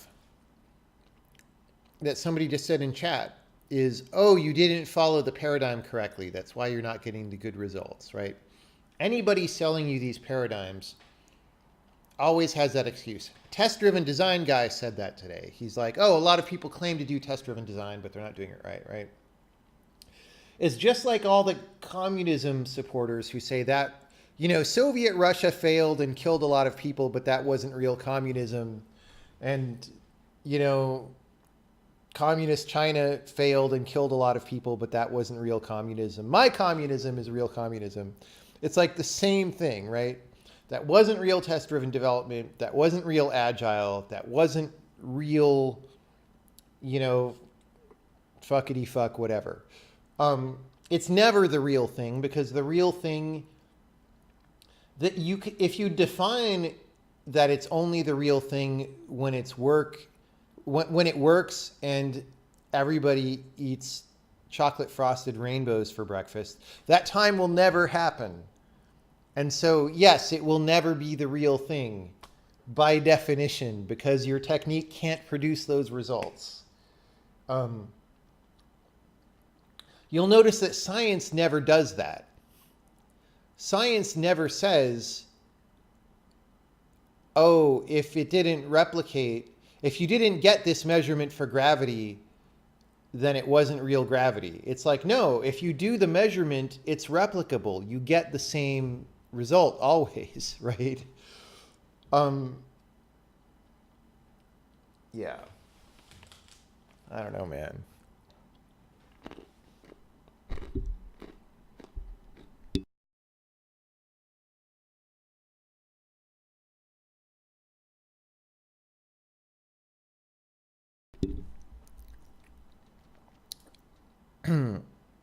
I think the key point is that most 20-something developers don't know any better because college and most of the top tech firms guide them towards the bad. It's not their fault, though. That's why I love what you're doing. At least try to spread some truth. Yeah. And it won't. Okay, so let's be a little bit relative here. And I think this may be the point of the next thing that I'll read. But like object-oriented, I will tell you it's not good. So you could say it's bad, but like it's better than nothing, right? It's better than not knowing anything and just typing a bunch of random ass stuff, I think. But then, I mean, you wouldn't, if you just type a bunch of random ass stuff, maybe you're still just trying to do the job and you don't get these excesses of ridiculousness that we get, where you have tens of thousands of lines to do a basic thing. I don't know. Maybe you would still get that. I don't know. But you can make working software with these techniques, and like all this object-oriented encapsulation, yes, it makes your software slow and hard to understand and take a long time to write, but it also does have some of the benefits that they claim. It doesn't have all the benefits and not to the same degree, but yes, if you put every member of your object shielded by getters and setters, it is going to be a lot harder for some random newbie on the team to mess up your object. That said, your software will also be a lot more complex and therefore have more bugs, but there'll be a different class of bugs, and there'll maybe be bugs that don't exhibit as obviously, so the software gets a little bit better. So I'm not saying that object-oriented programming has no benefits. I'm saying that it is far from the best thing to do. But it's also not the worst thing to do, right? So let's have a realistic perspective and not say, oh, I hate that thing, it's only bad. Nothing is only bad. Well, close to nothing is only bad. To play the devil's advocate, you're using Twitch and Discord, and these are all web apps. It seems developers can get more productive in these slow technologies than C++. Even at Microsoft, they're developing VS Code a lot faster than Visual Studio. Okay, there's a few things about that. First of all, Visual Studio went really fast when they started the rewrite in C# as well, and then it got slow and big. So there's a new project bonus where you always go fast in the beginning. But also, yes, I'm using Twitch and Discord, and these are web apps. It's true. I'm not saying that you can't build software with these techniques. I'm saying you actually can build it with fewer people if you don't use these techniques, right? So the argument that you're more productive with the slow technologies, I think is highly debatable, right? And I can say, dude, we wrote an entire game engine and a giant 40 to 100 hour video game with 3.5 programmers, right? That's way more complicated than Discord. That's way more complicated than Twitch. We took a while to do it, but a lot of that was game design time, and a lot of it was like targeting limited platforms like consoles and phones.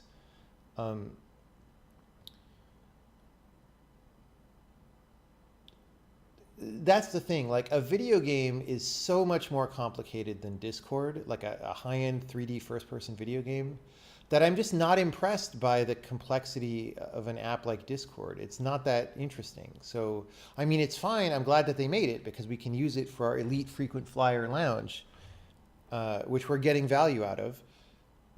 But to say that you're more productive because you're using React or something to build that, rather than, the game engines that people in the game industry are managing to make, I don't think that's clear because the games have so much more happening. Now, it could be maybe not clear to see that there's so much more happening in a game if you haven't ever made a game, because it's not easy for your brain to see all the details, but it's crazy what video games do.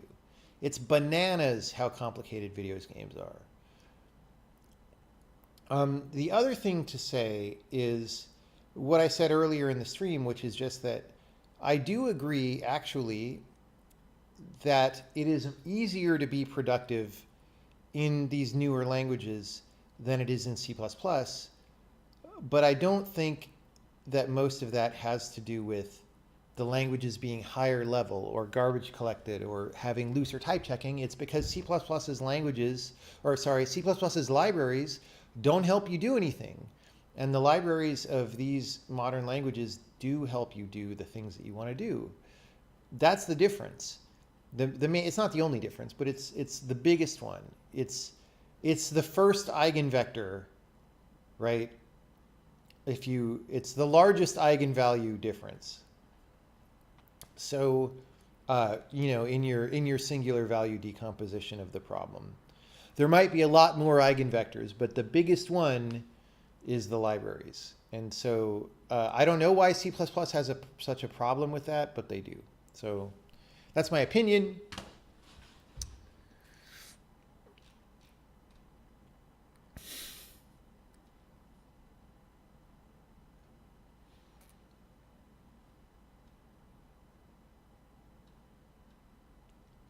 So I've been writing a task-based engine, and out of it, paradigms are emerging. Buying into those paradigms make it easier to work in the engine. Fighting against them makes it harder. It takes some adoption time, but once you're used to it, the results are great. I guess I'm wondering how this sort of thing falls into what you're talking about. Well, I don't know what you mean by task-based, because that can mean a lot of things to different people.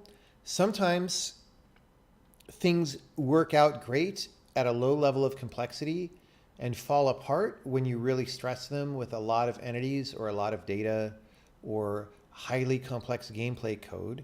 So that's one thing that could happen. I'm not saying that yours will fall apart, but I'm saying that there are things like that. There are also, sometimes you start using a paradigm and you love it because it's new, and eventually, after using it a long time, you see all the problems. Maybe not. Maybe your thing is cool and is really good. That is a thing that happens sometimes. So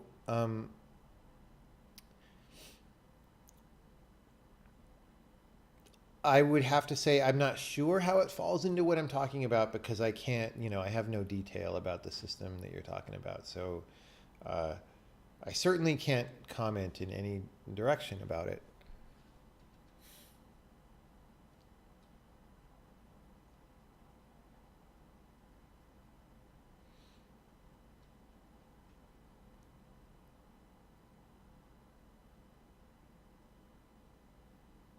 Well, someone's making it, so Philip is making I think a sarcastic comment saying we made a baby-sized game like The Witness, meanwhile real game devs like Ubisoft and Activision made Assassin of Duty. Well, using JavaScript and HTML. Well, actually, no, they didn't, not using JavaScript and HTML. But actually, okay, so The Witness is way more complicated than an application like Discord, at least in terms of the output functionality, right? Who knows how complicated Discord's code actually is, because you can make code arbitrarily complex, but the actual job being done is much simpler for something like that, right? But it is actually true that even though The Witness is way more complicated than most programs, it is way simpler than Assassin's Creed Origin or something like that. Like, that game is bananas. That game's more than 10 million lines of code. Again, there's a lot of bloat in a code base like that, but there's a lot of code that really needs to be there. You add in the game and the tools and all that stuff, and that stuff is complicated. It's way more complicated than The Witness, which is way more complicated than most of these applications that you use all the time. So I'm not claiming that The Witness is even the most complicated game. I'm just saying that even that independent game is more complicated than most of these other things. So, yeah. No, AAA games are some serious complexity. Like, you don't even know. You don't even know. They are a lot.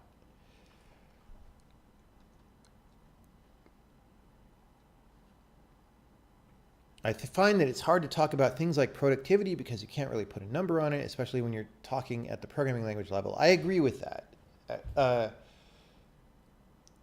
Right. So I think if you're aware that it's hard to measure, then that has to affect one's propensity to make claims in the first place, right? If someone is claiming that they're going to make you way more productive, but they don't even have a way of measuring productivity, then I don't know what that means, that they're claiming to make you more productive, right?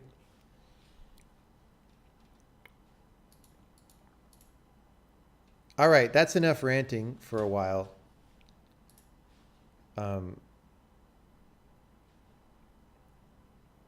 Let's go back to doing some programming.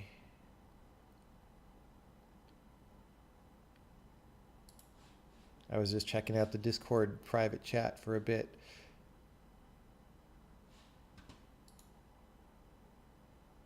Maybe the goal is to make you feel more productive. Well, that is true of a lot of things in life, actually.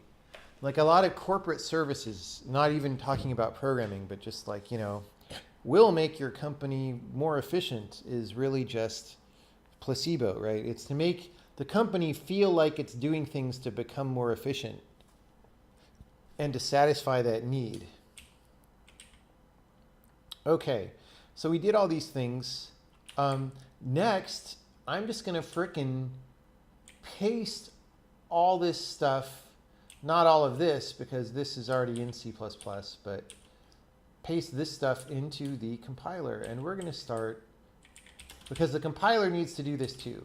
Everything we've done here is user code for users in the new programming language, but C++ needs to do it as well. So, no, not Sokoban.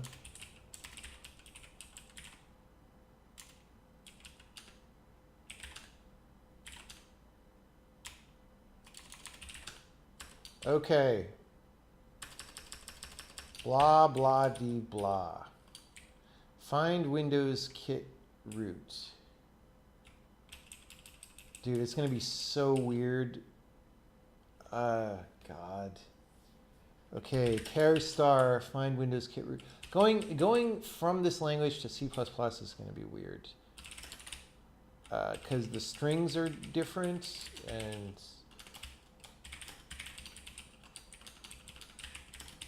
Now that C++ has auto, it's maybe not so bad. Like...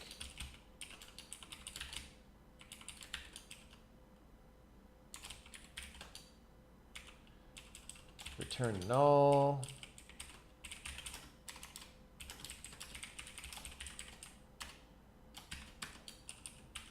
Okay.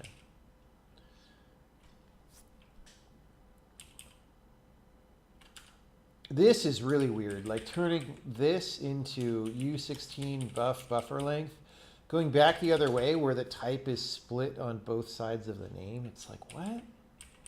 That's so weird now.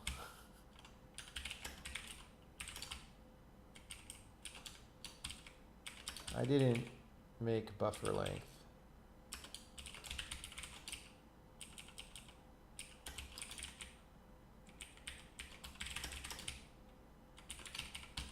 Okay. Oh God, we don't have UTF-8 to wides. It's fine. We'll figure it out. We'll figure it out. Right close key.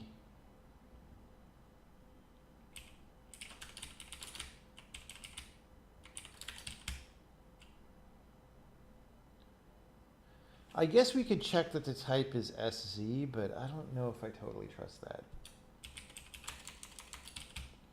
Okay.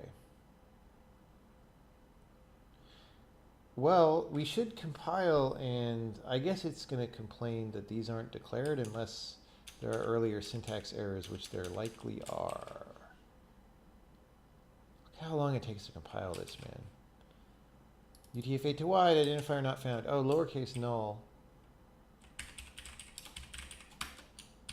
Gotta do that. Oh, we don't have multiple return values. What are you talking about? Null, comma, 0. That's not going to work in C++. Come on, bro. Okay.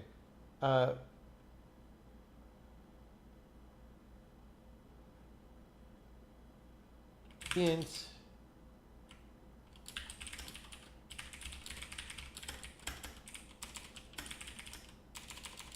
integer return value is the Windows version.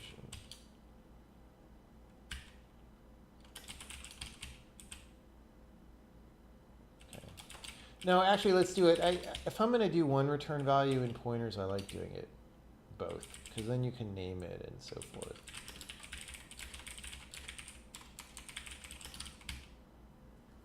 Okay. Windows 10 root is find Windows kit root. Oh my God, all this stuff. At least you can do locally scoped structs in C++ now. You didn't used to be able to do this, which was awful. Why is it indenting it now? Why does Emacs think that has to, oh, because this if doesn't have parentheses. Okay.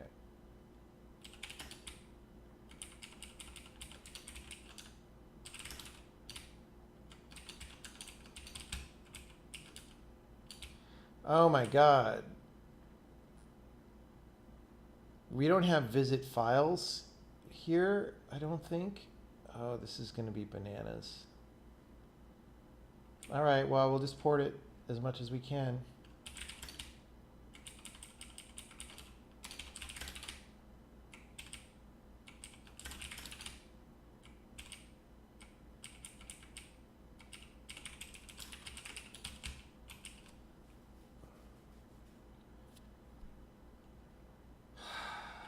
Okay, auto success equals scanf %d d d d. I think that's how that works.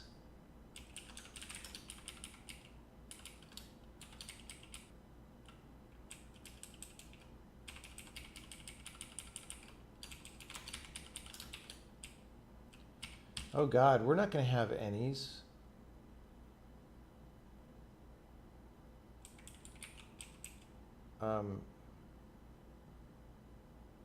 How does scanf go? Does it go this is first?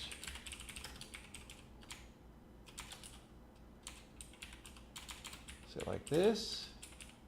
I don't remember.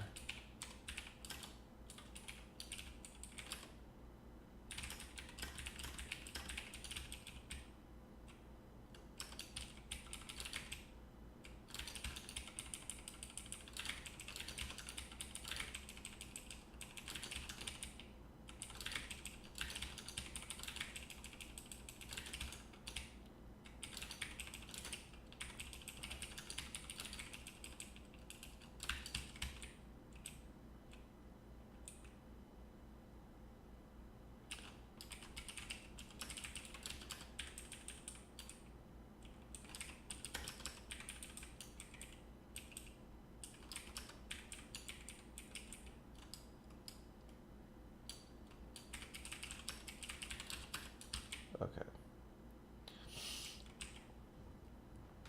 So, oh, I can't define this locally. What am I thinking? This is C++. I could make it a lambda, but nope. Nope.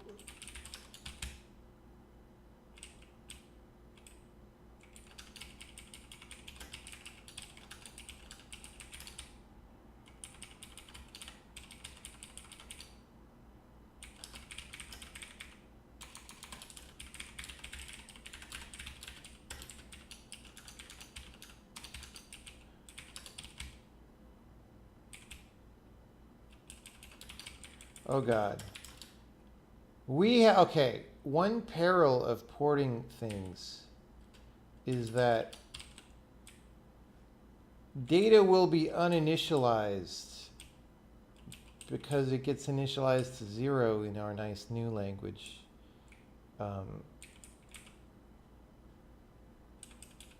So we have to make sure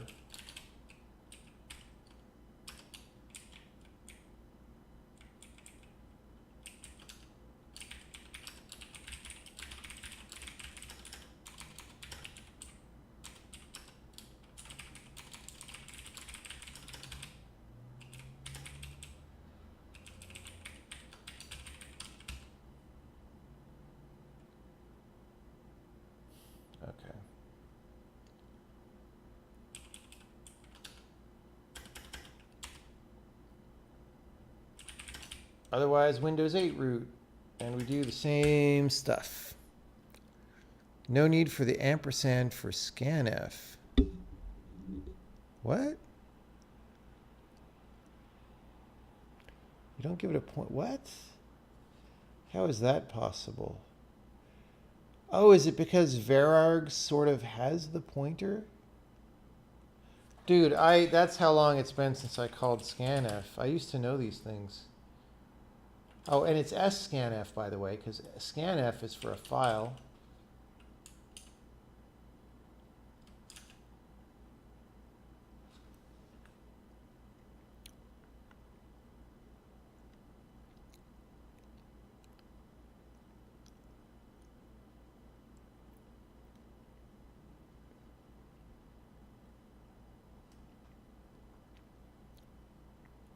You do not return after success for Windows 10 root. Thank you.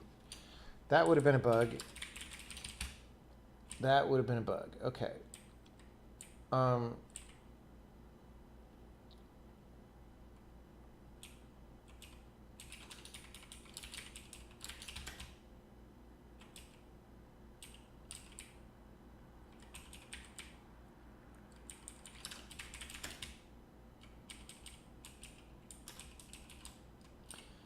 You know what? Let's just do this. This will be easier.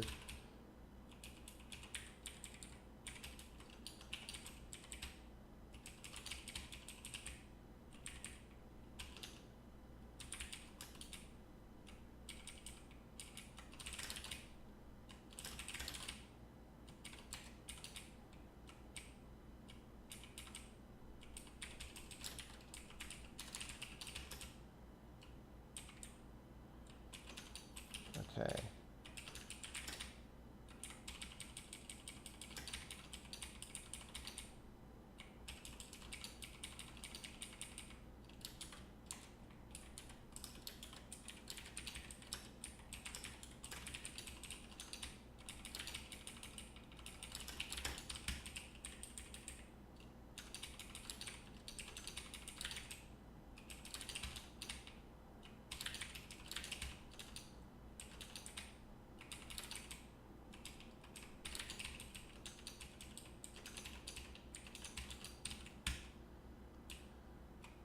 Okay. So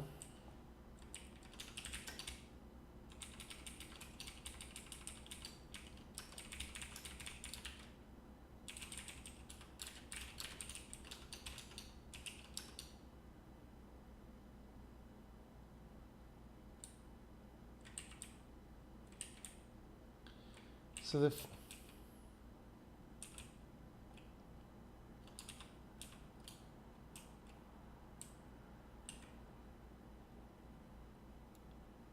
so here we return an allocated string that we need to free. We may not be freeing that in Windows resources. Oh no, because that's a temporary allocator, so never mind. Never mind.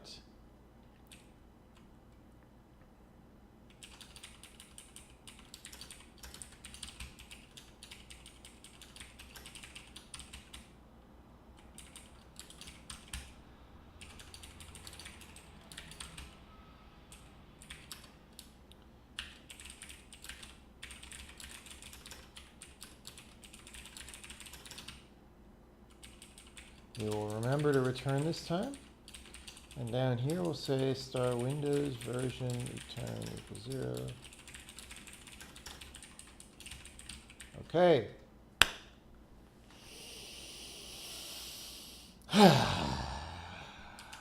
So much of this to do. Okay, well, no UTF-8 to wide. And then 372.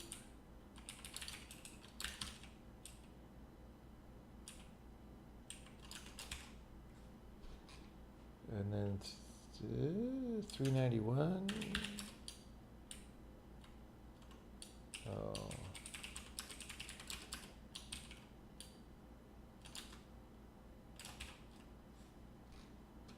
And then 419.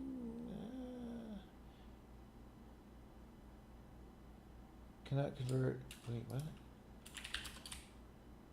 Oh.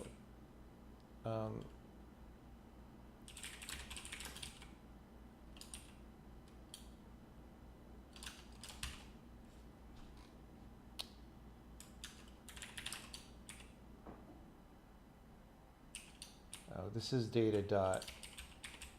Data dot. I was overzealous.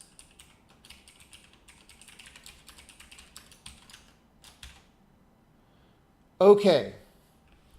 We are down to just stuff that we don't have. I don't think we have a visitor anywhere. So we're going to import visit files. How come you need to do this in the compiler when you could already compile without it? The reason that we can compile without it is that we are running from a shell that runs this vcvars.bat file that sets up environment variables that tell this stuff where these libraries live. First of all, vcvars stops working as well in the newest version of Visual Studio that I don't have installed here, but that one of our interns installed and got a weird surprise with. And then secondly, we don't want people to have like this kind of like setup thing of like, oh, you need to set these environment variables before you can run the compiler is exactly the kind of configuration garbage that we're trying to get away from, right? You should just be able to run the compiler. Right? I don't want to give you, like if you're an excited person who sits down and wants to start using this language, I don't want to give you 3 hours of garbage to try to figure out before you can do anything, which is the state of modern software. And that number of hours just keeps going up year after year. No, somebody has to push back against these things. So Microsoft is doing as much as they can to make this difficult, and we're doing as much as we can to make it easy. And Microsoft is bigger than us, so we can't totally do everything, but we're going to fight as hard as we can fight here.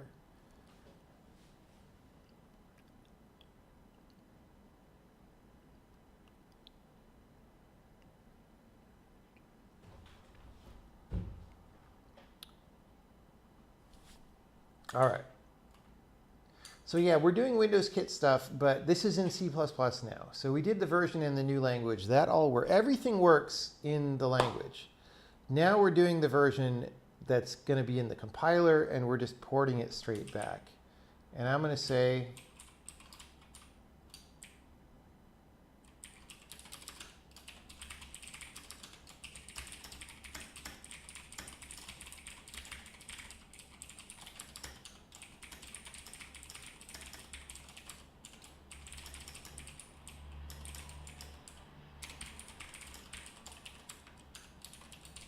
okay.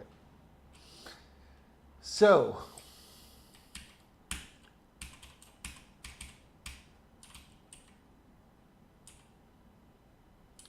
look at all that.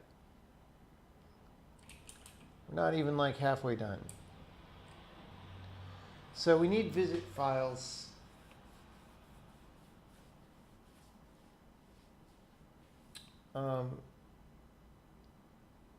We're going to make a special version of it. Well, we'll use a void star.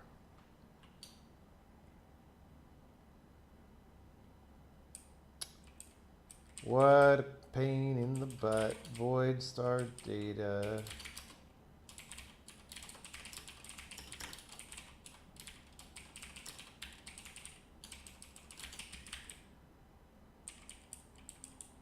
Because these procedure pointers have to be the same type, or else we have to do totally effed up standard function craziness that we're not going to do.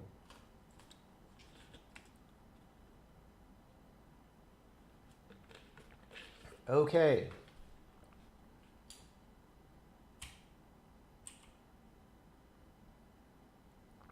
Now, visit files.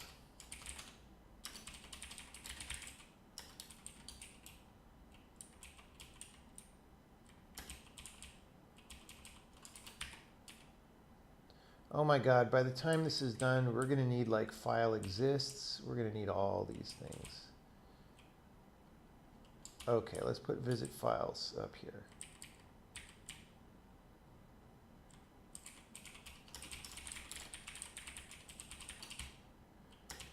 Visit files.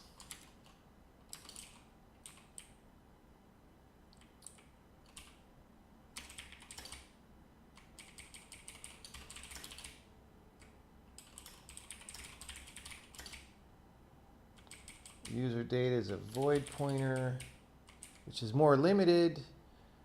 We'll type def the visit proc.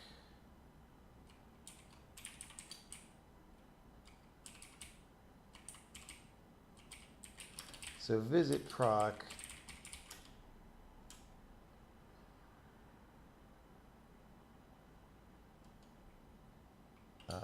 Is it void? Yeah.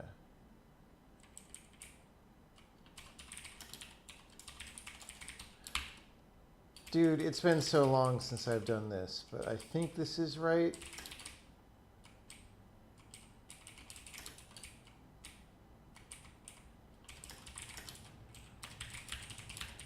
C++ is so bananas when it...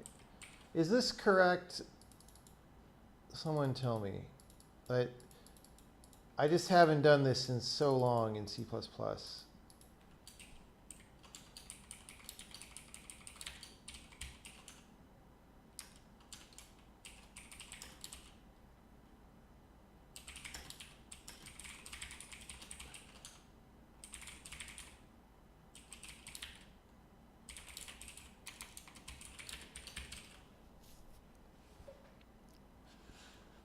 Is Microsoft slowing down or speeding up when it comes to making messes of things? Do they get better with age, or does that give them time to come up with new, cruelly unusual things? They're actually, so I think they're making a lot more messes now than they used to. Definitely there are some classic messes that they made, like com, like reverse Polish notation for everything, like whatever. But they made a lot of those back in the beginning, and then their messes were contained. And they did a lot of things right. Like, dude, Windows NT, that whole thing to jump from previous Windows to NT. And NT is pretty smart in a lot of ways. They did some good stuff there. But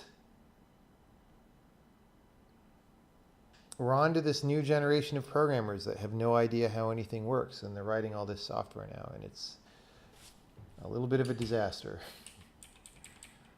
I don't know that that's only Microsoft's problem, or if it's everybody's problem. It's just very visible with Microsoft because they're just destroying Windows. It's crazy.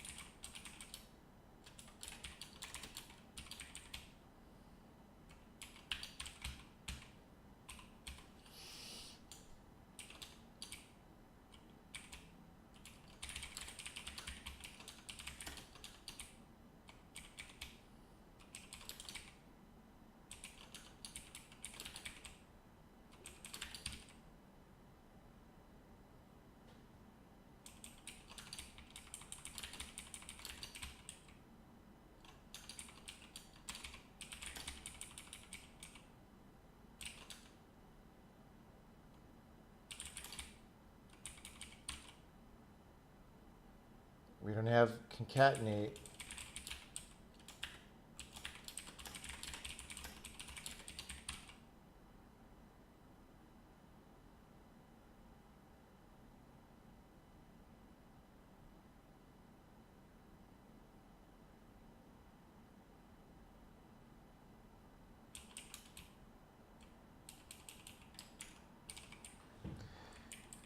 Okay, if it's a directory,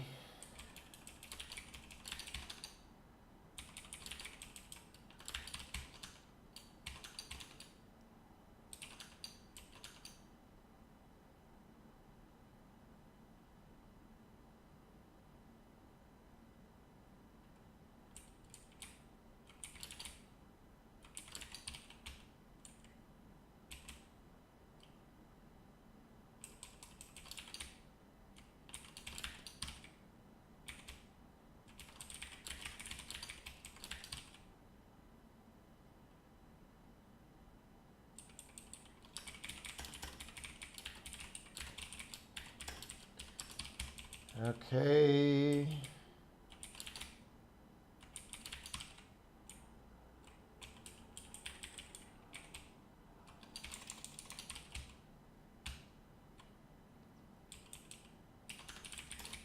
So we find next file, we break.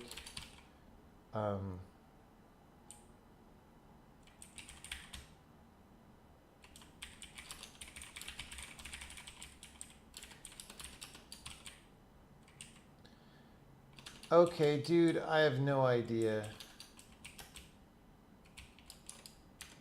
We're just C++ sizing things. That's all we're doing. Undeclared identifier, user data. Oh. Gotta put everything in the same language. You can't mix languages. Wildcard 8, not 7, 8. You don't have UTF-8 to wide. No dot data.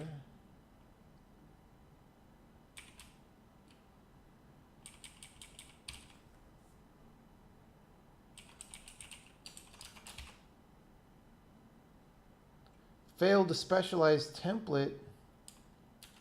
We don't like hearing that.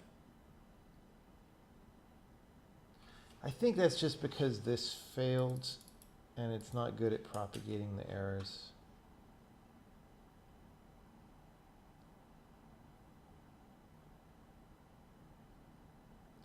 Array add doesn't exist.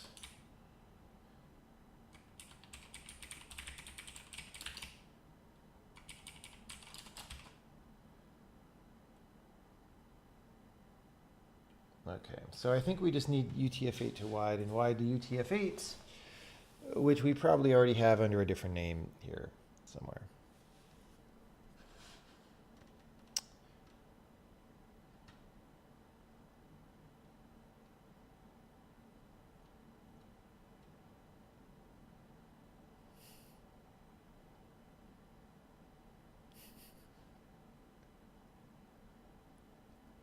You can't do string compare with equal. Good catch. Good catch. That would have annoyed me.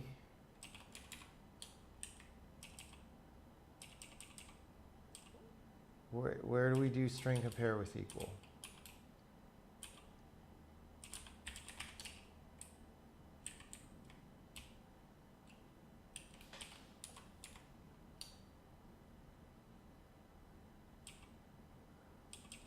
I don't see that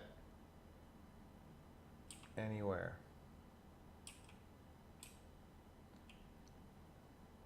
Is there a not equal? Is that what you're talking about?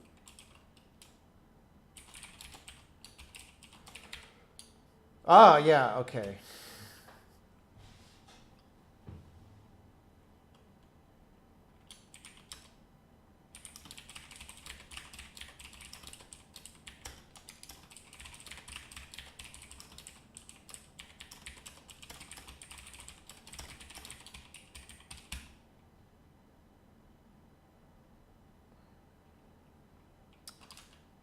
Yeah, that would have been real great. Okay.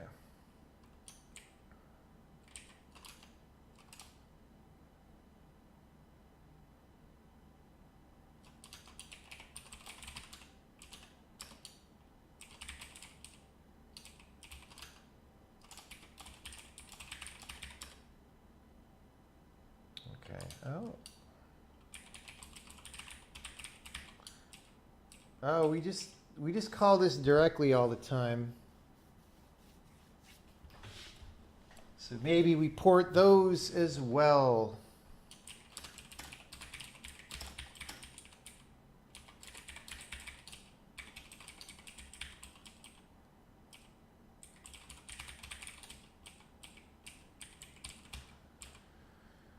Ay, ay, ay. UTF-8 to Windows, UTF-8. Dude. Okay, we're not going to pass an allocator.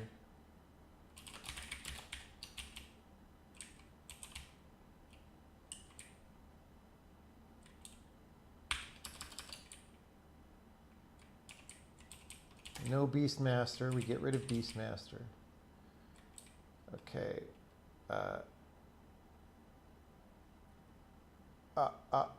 We're just going to return null if yeah.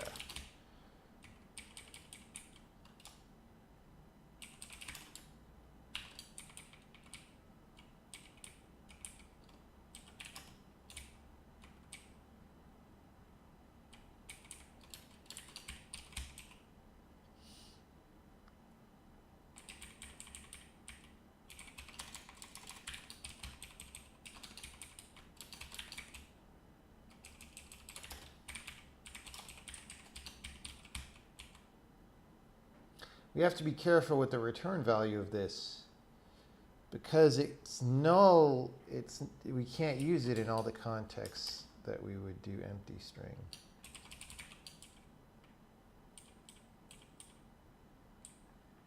All right.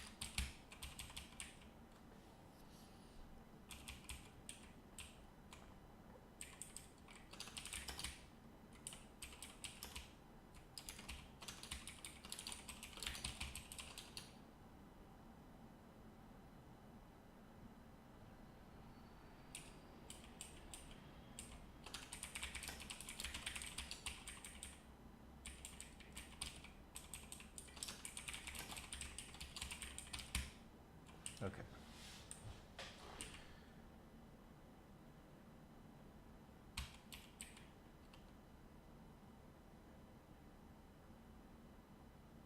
I guess we don't need the length very often or ever in this case. So we're not going to return all these values.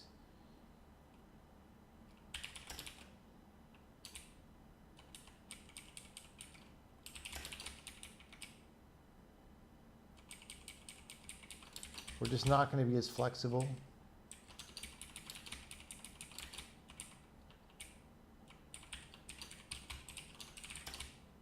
So we do the query.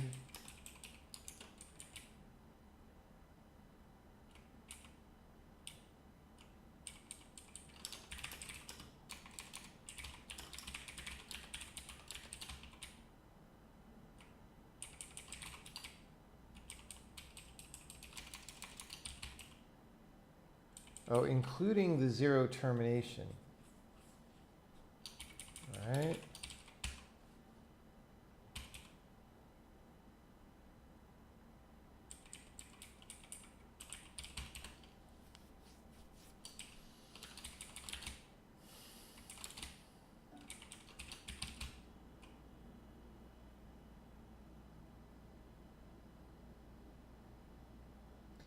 Because here we want to copy the zero termination.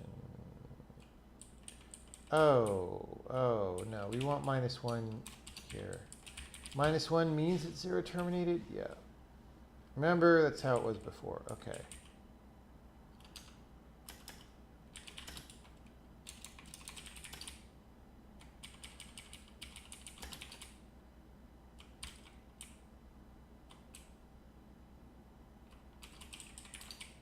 We don't give people allocator flexibility because we're just sad now. Okay.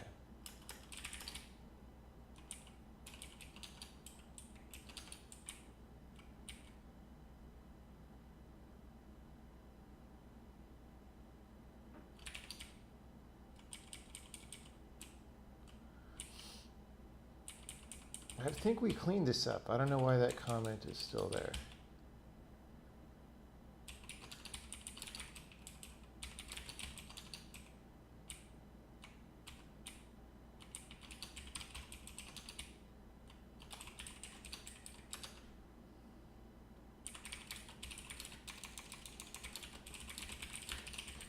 Okay, something like that, dude. I don't even. Oh, look at what a big mess. Null, lowercase null. So many nulls.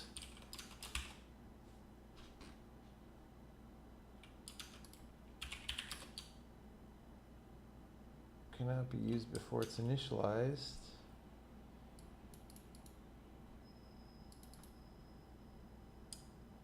Cannot convert argument 5 from U8 to LP stir.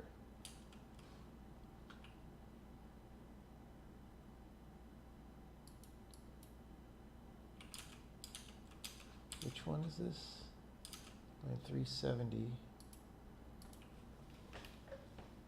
Name bytes. This should be. Wait, no.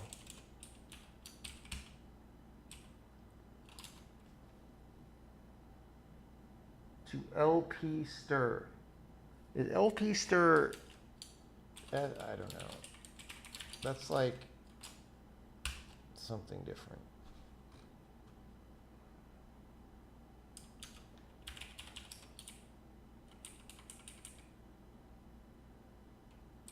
Oh. Fine, we're not U8 here. Probably don't need the LP stir cast anymore.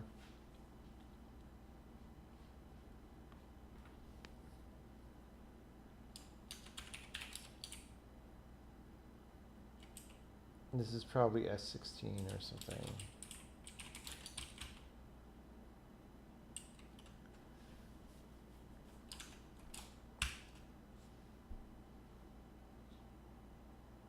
If LPW stir is signed, I'm just going to make these signed.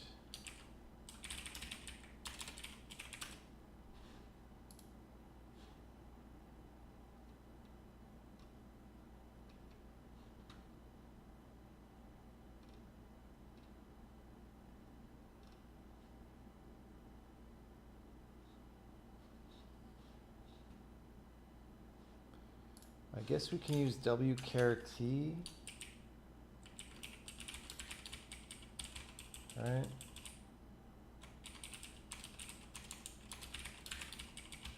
No, we don't need that. Let's try it.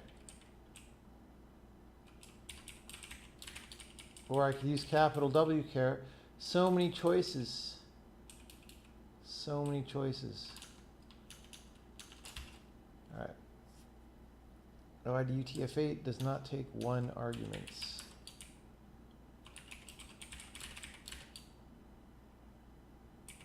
Wow, that's gone.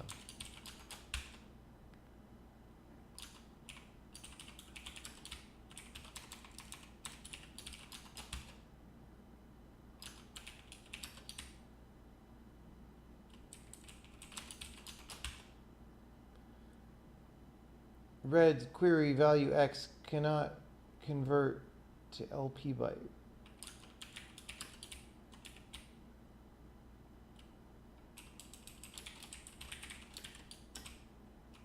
Not there. I don't think. Argument 5.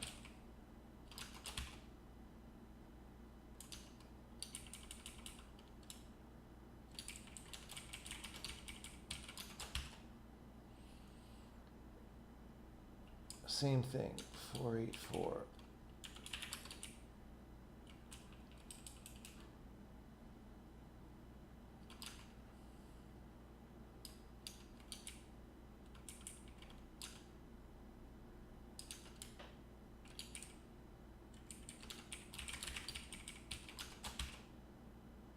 Hey, oh my God. We compile. Question it. What is the probability that this will work? I don't even know. I don't even know how to estimate that. Okay.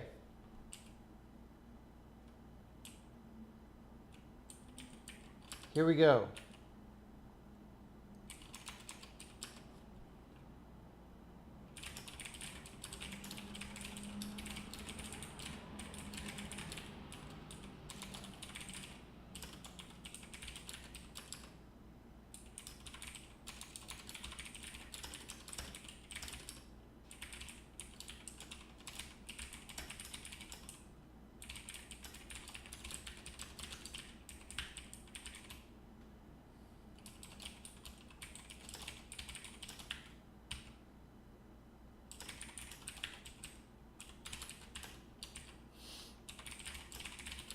Okay. Dude, what's gonna happen? What's gonna happen? Well, we just frickin' exit, apparently. We probably are asserting, or God only knows what's happening. Debug builds.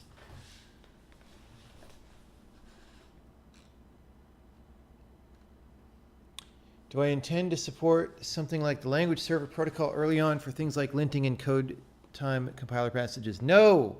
I think language server protocol is not a good idea. I think it is not a good idea.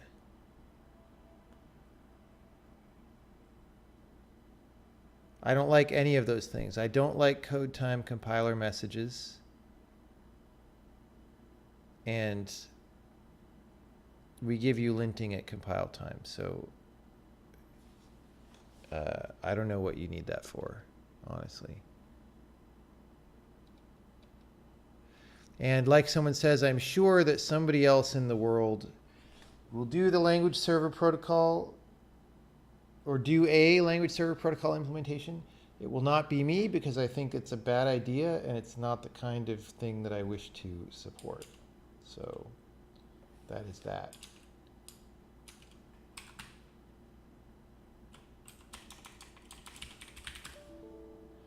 Assertion failed. All right, let's see what we're doing that's so terrible. Sprintdef, mprintdef. Oh, percent. Okay, we gotta check our percents.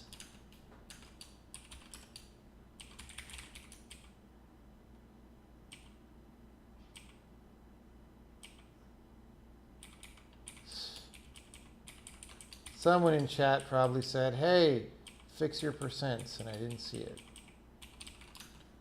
All right.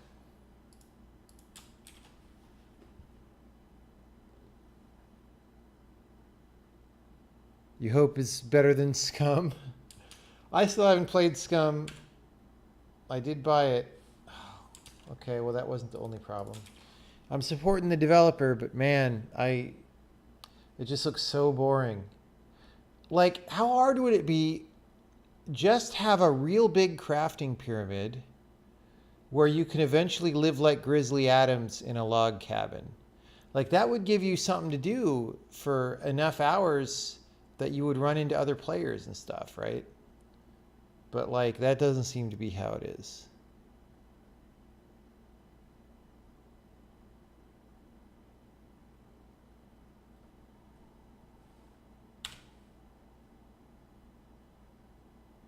All right. Triggered a breakpoint again. We're freeing.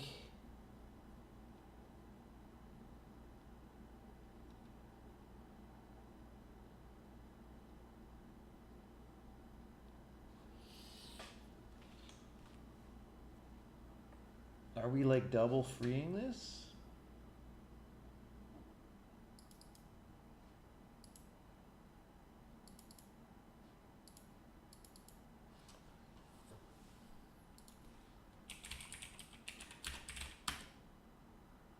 It has been freed for sure.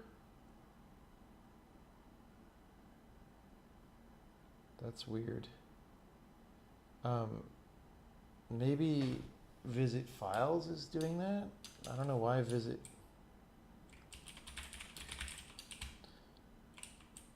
Oh, because it goes in, right. Right. It gets freed.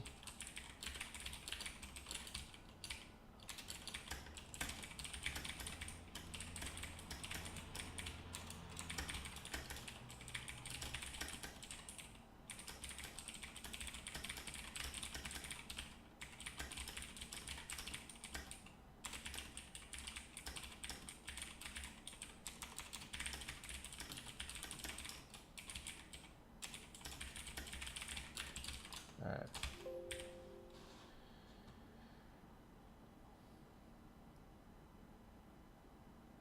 Yeah, I don't know why they released Scum so early. Except maybe they're out of money, right? Isn't that? Success, Windows 10, root, blah, blah, blah. Ha. Ha. Oh my God.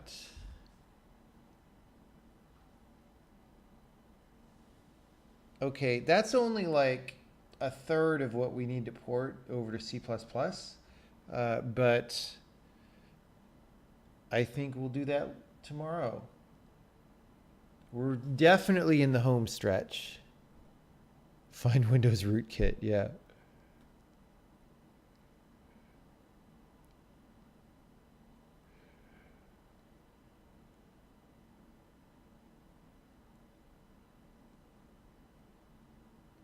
Interesting, you don't find language server protocol useful. It provides an interface for semantic code navigation, e.g. go to definition of a func, or list all calls, stuff that is actually useful. Yes, it provides those things. And guess what? You can provide those things without running a goddamn server for every programming language you want to do something with. And probably times everything. It's dumb. Just do that stuff in a dynamic library and then you're fine. Do a plugin like people have been doing for decades. Why is it a server? Why do I need to run many?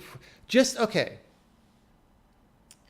Do the exercise in your mind about what happens when you have N languages and M things that you want to do with those languages, like, you know, have highlighting in the editor, or, you know, lint, or whatever, like the number of different programs that might want to do things. What happens? How many servers do you need to run on your machine to operate in that environment, right? And why? Why are you doing that to your poor computer?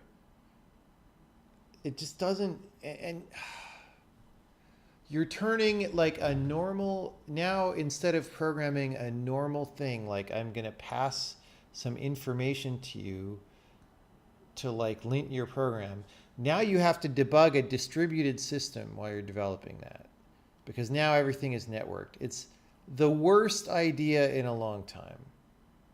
It's really not a good idea.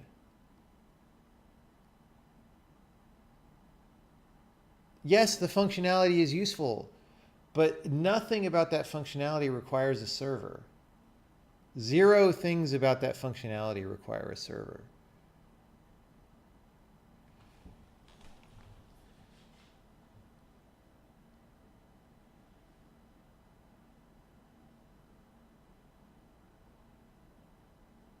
I fail to understand why it's useful. Okay, educate me.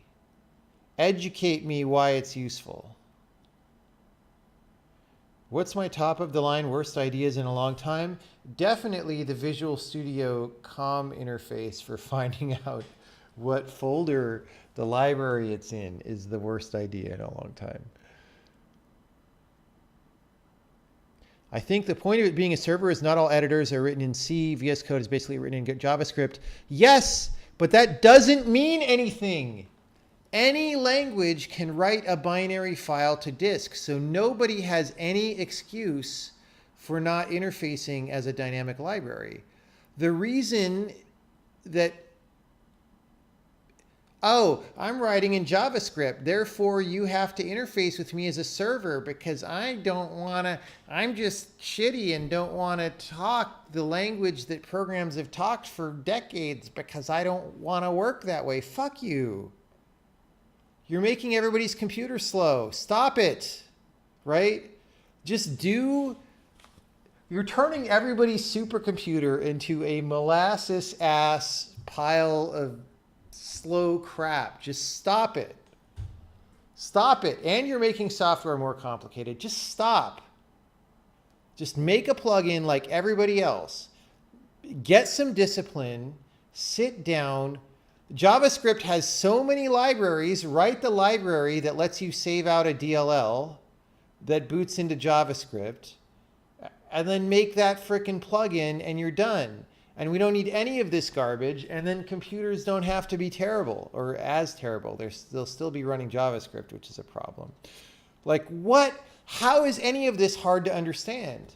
But people just get in this mindset of like, oh, my language isn't C. It doesn't matter that your language isn't C, right?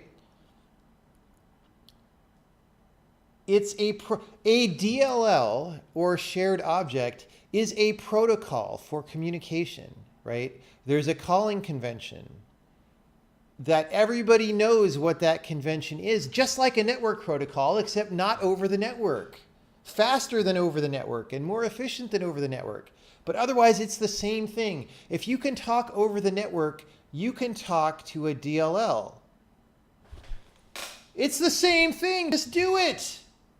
What is your problem? The problem is that nobody knows how anything works anymore. Nobody understands what a protocol is even, or that there are things on your computer that already work and do what you want, and that you don't have to build new stuff that's 100 times slower in order to do what you want. Like, it's crazy what people are doing these days. I just don't even...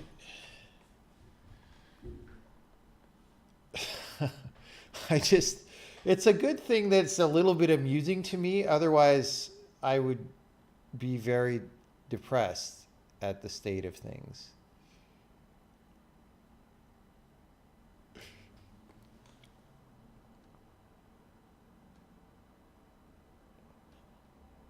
I'm building an MMO light TBS running on only serverless functions and a DB. Am I the dumb? I don't know what light TBS means, but yeah, trying to build an MMO with serverless functions, yeah, I do not recommend that. When kernels will be made with JavaScript? I'm pretty sure I've seen somebody post a JavaScript operating system on Hacker News. So the other problem, no, don't, I know what you're going to say. Okay, the other problem is if you load a DLL and the DLL is buggy and crashes, it might crash your editor. No! A segmentation violation is a recoverable exception, okay? The only reason, now I will grant that this is a little bit more of a problem because people's programming environments are not as robust to these things. But like, fix that. Make that exception actually recoverable so that your editor can continue, right? Fix that. Now, in the absence of fixing that, then what you can do is launch your DLL in like a sandbox process that's coupled to your main editor process via shared memory. Then if that crashes, you just restart it. None of this requires a network server, okay? It is less efficient to have the thing coupled as a separate process than being in the same process.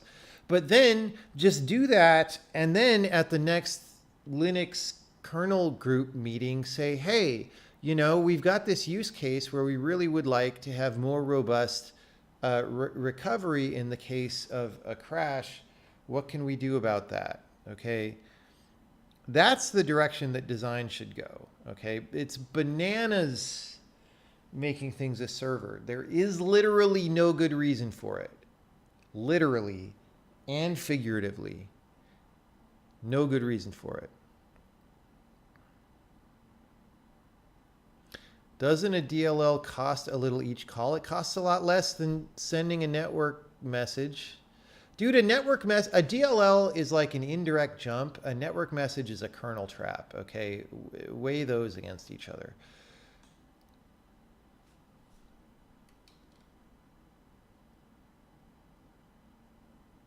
You're just being the devil's advocate. I know, but I just hear these things all the time, and it bothers me that,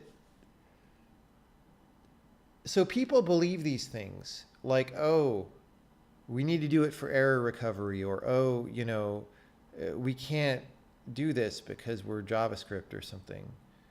Like, they just use that excuse. They don't even think about, is this really true? If I had to solve the problem the other way, if this was not allowed to be true, what would I do? Just nobody even goes there. They just say, oh, it's JavaScript. You have to talk to us over a server. It doesn't make any sense. It doesn't make any sense. And the programmers of today just don't know how things work, so they don't even understand that it doesn't make any sense what they're saying. It's crazy. It's crazy. It's just, we're going to build up strata of code over time. And 20 years from now, a programmer is going to be primarily an archaeologist who tries to dig down in the strata to desperately make something work. And nobody really writes any new code because they're all juggling this giant stack of garbage that does the same thing as computers did in the 1970s, just a million times slower and less reliably. That's where we're going to end up.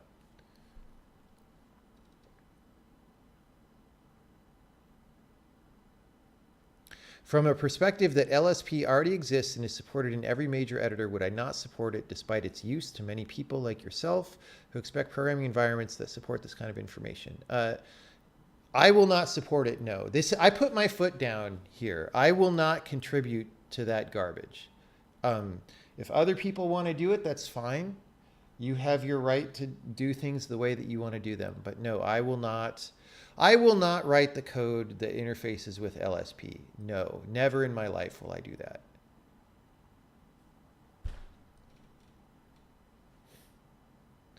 Aren't we already exactly there?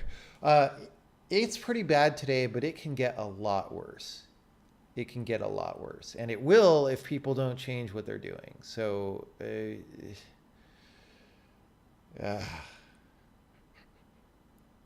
this JavaScript belongs in a museum. Layers of strata. Yeah, I probably said that, but I mean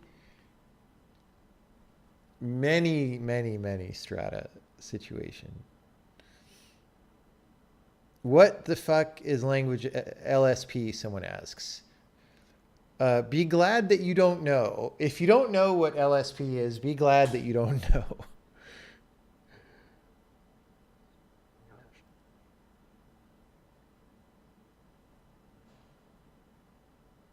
What exactly started this discussion is just talking about LSP. Yes, we have been talking about why I don't like LSP. I've ranted about this before, but I just ranted about it again. Probably even less, in a less politic fashion than I have before.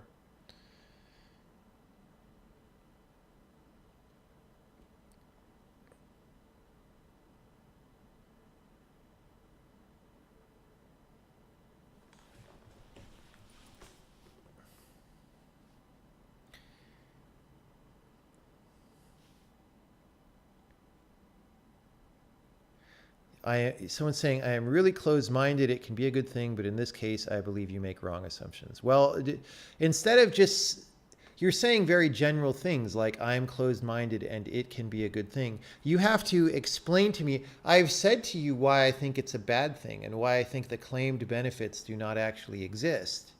If it can be a good thing, then instead of just calling me names, you have to explain what is good about it.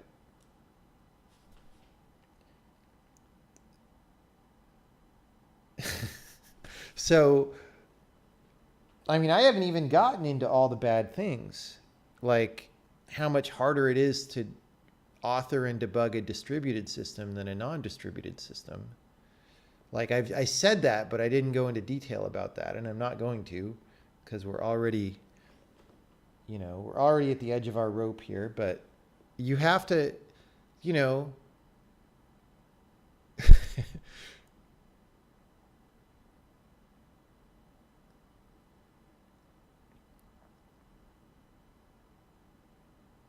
just for the sake of history, the reason it's server is because all of these language indexing plugins had to run in separate threads, as typically they were indexing those horrifying C++ monstrosities that take however long to compile.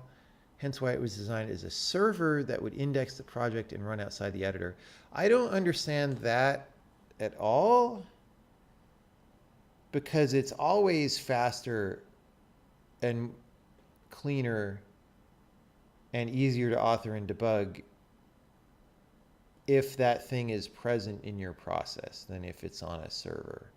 And you have fewer moving parts. You don't have to like start a server and stuff, right? Like, I don't know. The best argument for LSP is that there's no other alternative as of now. That is, no one made any such protocol other than LSP, and it's already there and supported by several editors. So there's momentum. Yeah, I mean, there certainly is momentum, and unfortunately, that's what happens a lot of the time, right? Like, why are we using JavaScript? Because, well, I'm not using JavaScript, but why are so many people in the world using JavaScript? Because there was momentum behind it in the beginning, and because structurally that was what you ended up running on web browsers. Is that good? No. Did that do a tremendous amount of damage to the progress of software as we know it? Yes. But you know, that's how things go. Things get momentum, and even if they're the most horrible thing ever, they go. The thing is, for many editor tasks like highlighting, you don't even need to know a lot about a specific languages. You can get 90% there with generic token rules. Yes. Now, I believe, so when I was talking about LSP on Hacker News, I believe somebody said it doesn't even handle highlighting yet. Like, they've got all this complication, and it's like just for linting or something, it doesn't do syntax highlighting and indentation. So if you're talking about highlighting, like, that's beyond LSP technology, unless they've added it or something. I don't know. I don't keep up with that, so maybe it does it now. Or maybe I've got that backwards. Maybe it does highlighting and not linting. I don't frickin' know.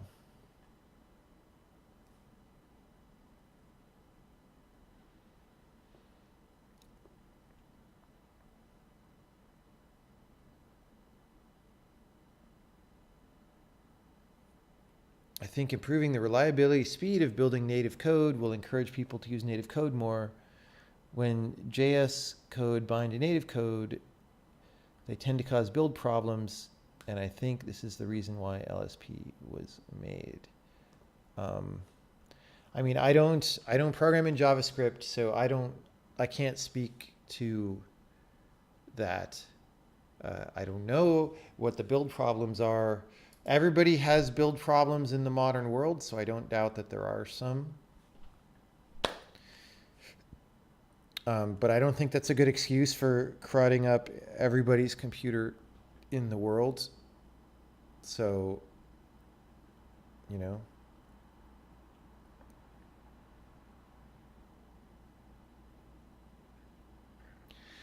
You remember me replying to a tweet about UX saying it was totally wrong? I believe it was a list of tasks that UX entails that aren't normally appreciated. I vaguely remember that tweet, but I don't remember the content of the list that I was replying to, and I don't remember what I said about it. What misconceptions do I think web people make about what UX should be and shouldn't be? I don't know that I can say anything general about that. I mean, the biggest problem with web people is their motivation is the wrong place, right? They're just trying to get you to click on stuff or see ads or whatever. Like if they would get over that and actually be trying to serve the user, things would get a lot better. They still wouldn't be that good because you'd still have people like the frickin' material design people or whatever thinking that that's a good idea. Like every time Google redesigns one of their UIs, it just gets worse and worse. It gets harder to read and with less information visible. And, you know, it should be obvious by now that these ideas that people are using are, you know, again, there's anytime you adopt new ideas or ways of doing things, there are benefits and there are costs. And it's got to be clear by now that the benefits are not as great as people think they are and the costs are greater than people think they are, because otherwise everything would be amazing and everything's not amazing. Like things keep happening, like Gmail gets worse and everybody opts for the old UI in Gmail, and like, you know, Google Maps gets totally screwed up to the point where everyone finds it harder to use than they did last week because it auto updated and so forth. So, yeah, I don't know. Why are there so many bad programmers? Do big companies just hire anybody, or are there not enough good programmers? I think, first of all, it's because programming became a more lucrative profession. So a lot more people are in it as a job. You know, back in the 1970s, 1980s, the people who ended up in programming were the people who loved computers only. Because at least in the US, the social stigma against being a computer guy was so heavy that someone who wanted a good job to, like, you know, get married and be a provider or something probably wouldn't go into computers because women wouldn't have anything to do with you if you went into computers. That was literally how bad the stigma was. It's still bad in the US, but it's not that bad. Now people who want, now working for Google or something is a relatively respected profession, or at least it was. Now that's changing with all the bad press that Google and Facebook and all these people are getting. But for a few years, it was like up just a little bit below doctor or lawyer or pharmacist in terms of respectability and long-term, you know, just whatever. The things you would think of if you're deciding what career to go into. So it's no longer just the people who love computers. And so you have the associated lesser commitment to excellence and maybe lesser natural talent, depending on how you think about things. So that's one thing.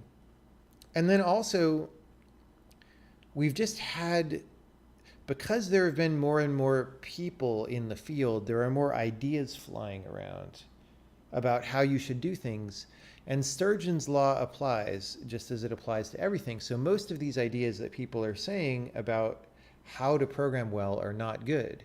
80 or 90% of them are not good. But how do you know what's the 10% that's good? You don't know. And so over time, because computer engineering is not really a science right now, there's not a good way to differentiate between the good ideas and the bad ideas. And so the bad ideas stick around and a lot of people believe them and pass them on. And so over time, I think the amount of noise is increasing and it becomes harder to find the good ideas and to become good at the craft by listening to what other advice other people have to give you. That may not be the only dynamic going on, but I think it's one of them. Another dynamic happening is just that the stack of stuff that you need to understand is getting bigger and deeper and more messed up. So people are giving up trying to understand it, right? And then, like I said, people just don't even know what's going on. Most of these JavaScript programmers don't know what variables in memory would look like, even. You know what I'm saying? They just like don't think about computers at that level. So they just don't know what's happening. And you know, when you don't know what's happening, it's going to be hard to be a good programmer. And you kind of don't need to know what's happening to make some basic things happen in a non-robust way. And so that's what we have, is a lot of software with basic things happening in a non-robust way. Even funnier, now native apps have momentum, e.g. iOS, and people tell me to use React JS to build iOS apps. Yeah, I'm not really following that lately.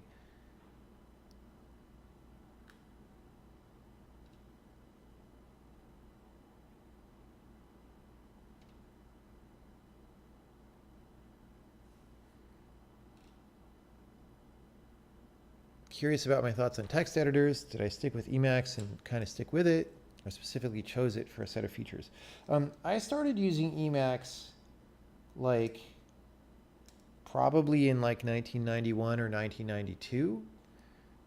My other picks at the time of editors that I had used prior to that were VI, like original VI, not Vim, and Jove, which was a simple Emacs that doesn't do as much. So if you're going to pick between simple Emacs that doesn't do as much and the real thing, you'd probably pick the real thing.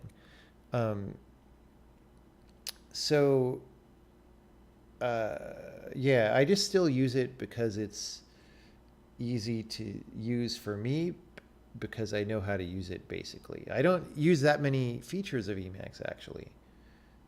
Like some people like pride themselves in all their Emacs knowledge. I am not one of those people. I use a small number of things. I want to switch to a different editor soon because I don't think Emacs is a good editor by modern standards. It's just I don't want to pay the cost of context switching anytime soon.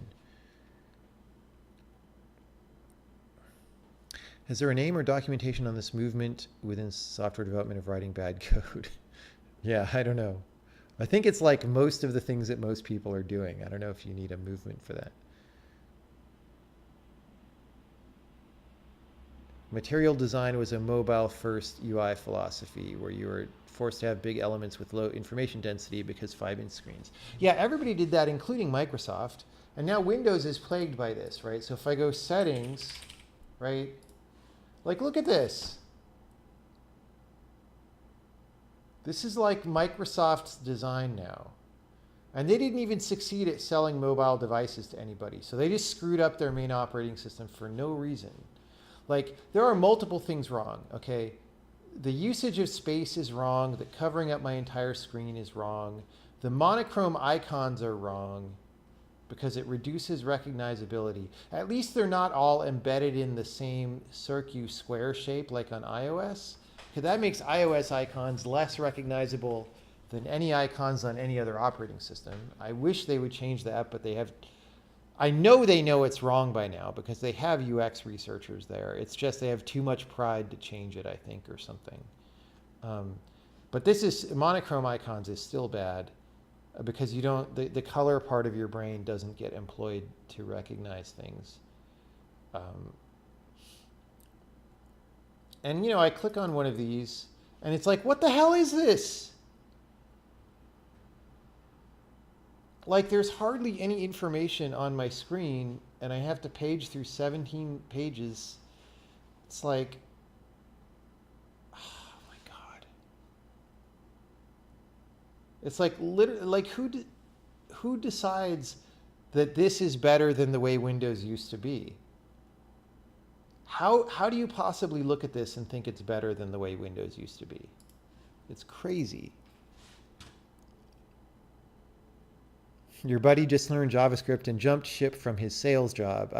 No doubt, like a JavaScript programmer probably makes more and works less than a salesman. So yeah, I believe it. I interview sometimes, and it's amazing how many people can't make a reversed for loop. Yeah.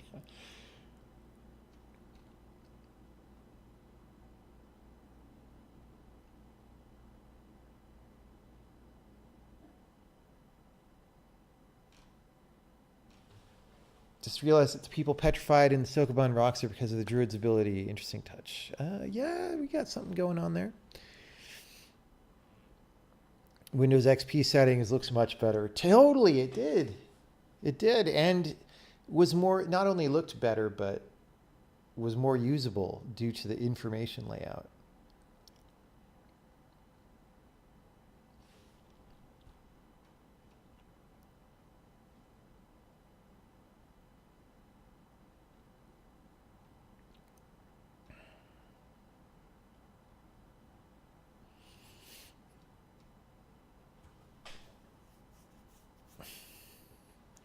I love how whenever you read modern MSDN documentation nowadays, they spend 1/3 of the time talking about phone UIs, and Windows Phone has been extinct for years now. Yep. Yep. They'll probably try again, right? I mean, Microsoft has too big of ambitions. They'll probably try again. It'll probably be a flavor of... No, it won't be a flavor of Android. I don't know. Maybe it will be a flavor of Android that they try to make look like Windows.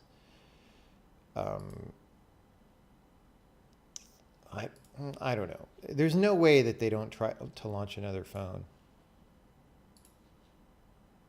Dude, we've got 17 subscribers linked in Discord.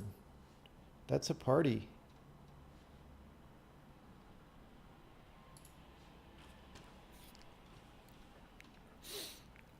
Are we just doomed? What is our path out of any of these situations? Are we going to have to live to old age and then we die of blood loss in hospital bed because our IV froze during a garbage collect?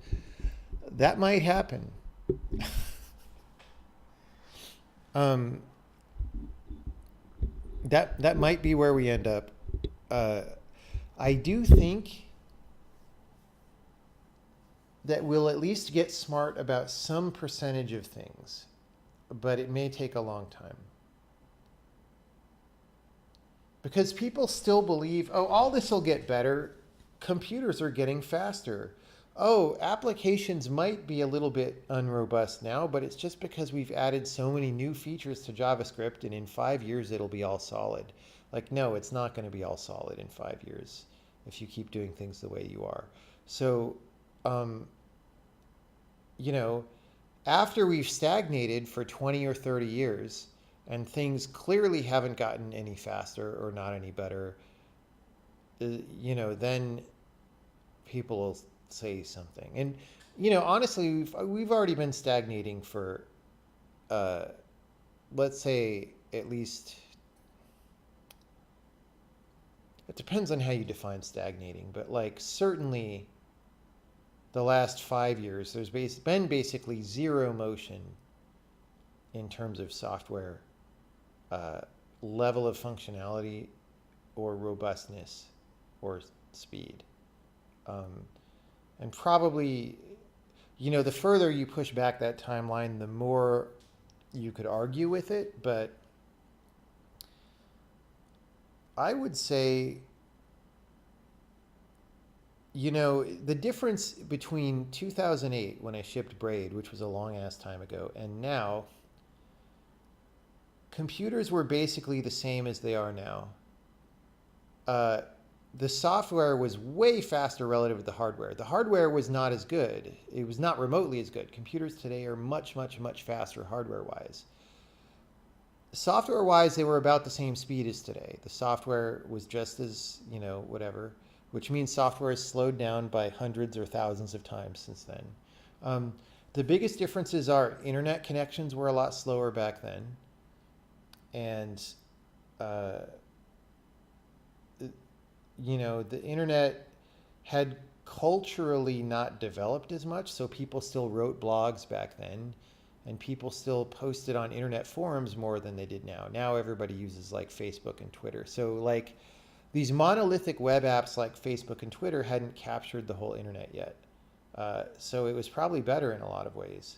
People still used RSS readers, right? But like the basic power of software has not increased.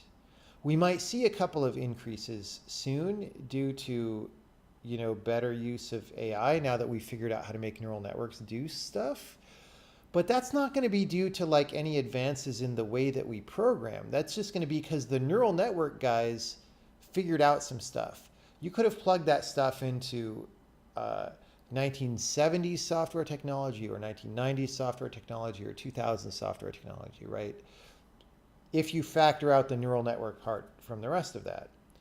And it literally, there's nothing, like neural networks are an array of floating point numbers with integer connections, and then an algorithm that evolves those. Has nothing to do with object-oriented anything or reactive anything or all these things that programmers think is such a big deal. The actual computer science that's happening in things like neural networks has nothing to do with any of that, which may give you a clue that none of that stuff is really working, right? If the biggest advances that we're having is just on like how to manipulate an array of floating point numbers, just think about that a little bit, okay? Think about it. Have I ever tried a tiling window manager? Once in a while when I use Linux, I use a tiling window manager. In Windows, I don't really do it because it's not that helpful in Windows. They don't tend to be very good in Windows, I guess. In Linux, I tend to use a 3x3 desktop, but even then, I don't really use it that much. I don't know. I use multiple monitors right now. So the monitor with the camera on it is the one that you can't see and has the Twitch chat. So that's my tiling window manager is multiple monitors. What editor would I switch to? I'd try switching to 4Coder. I think computers getting faster is only making things worse because it gives developers an excuse to be even more sloppy. That is true. But computers are going to stop getting faster pretty soon. Like Intel is having a lot of problems shrinking their process size. It's taking a lot longer than they wanted it to.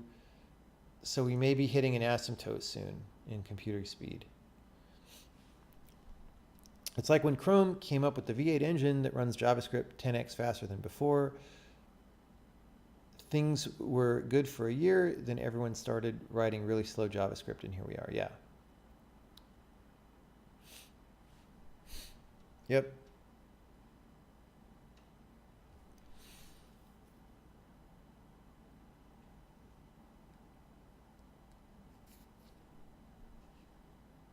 People are expensive. Why should we train people properly when we can hire anyone we choose to write disposable code?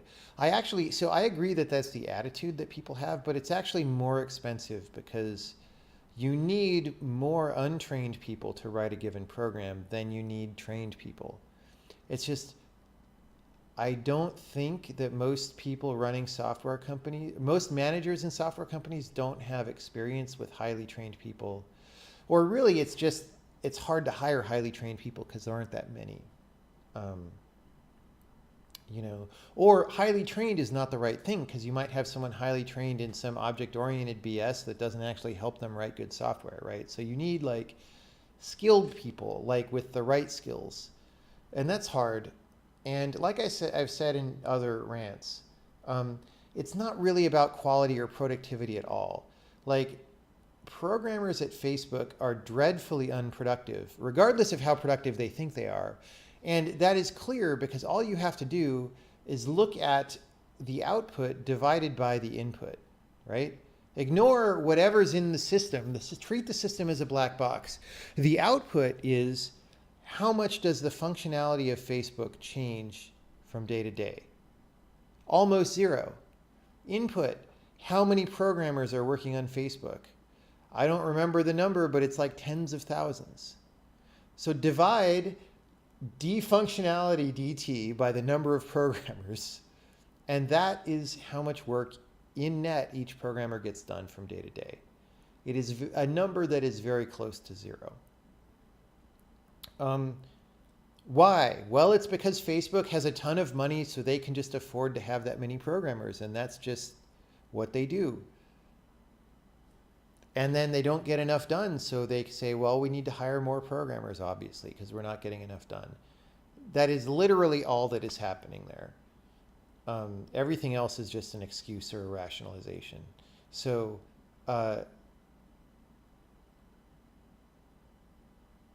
yeah. And then another company looks at Facebook and says, oh, they have tens of thousands of programmers. We must need that too, right? Once in a while, there's a rare exception, right? So Facebook bought, what was that company? The messaging program company that had like 17 employees or 26 employees, and they bought them for $17 billion or something ridiculous. That was people who actually know how to write software, right? They didn't need 10,000 people. They needed like 20 people to deploy a program at scale across the world, right? So one of the excuses people always give for the number of people who work at Facebook or PayPal or something is like, oh my God, web scale is so hard. It's like, no, it's not. Not if you know what you're doing. Software scales automatically. I mean, aside from some engineering problems that you have about bottlenecking the data transfer, right? You can copy software to as many machines as you want very quickly. That's how software behaves, right? And so I can't believe I'm blanking on the name of that company, but like, what does the Lambda sign mean? That's just the prompt on this. They just picked that as their logo, and I didn't change it. What do I think about quantum computing? I think it's really interesting. I'll be interested to see if we can make quantum computers that are have enough qubits to do things and survive long enough to do things. Cohere longer, yeah. Would I work in the space industry as a programmer, or do I prefer game programming? I think I would enjoy the space industry in the sense of like working on something real that affects the world. However, I think in the space industry, productivity is very low because it's so process oriented, and you can't just write code, right? Like it has to go through a million checks and whatever, and it has to conform to a million things. And there are good reasons for that because like, dude, software is buggy and you don't want your spaceship to blow up, right? And you especially don't want it to blow up by crashing into a city full of people, which like kind of could happen. It's a very low probability, even if the thing goes crazy, but like that is a legit thing that could happen. So it is well worth being careful, being much more careful than in video games, but that also can be very demoralizing if you're someone who wants to actually write software. I think if I worked in the space industry, I would be working very hard on the problem of how do we make programmers more productive while not relaxing the safety constraints. And, well, that's very different from what I do today. So I don't know, but it would be interesting.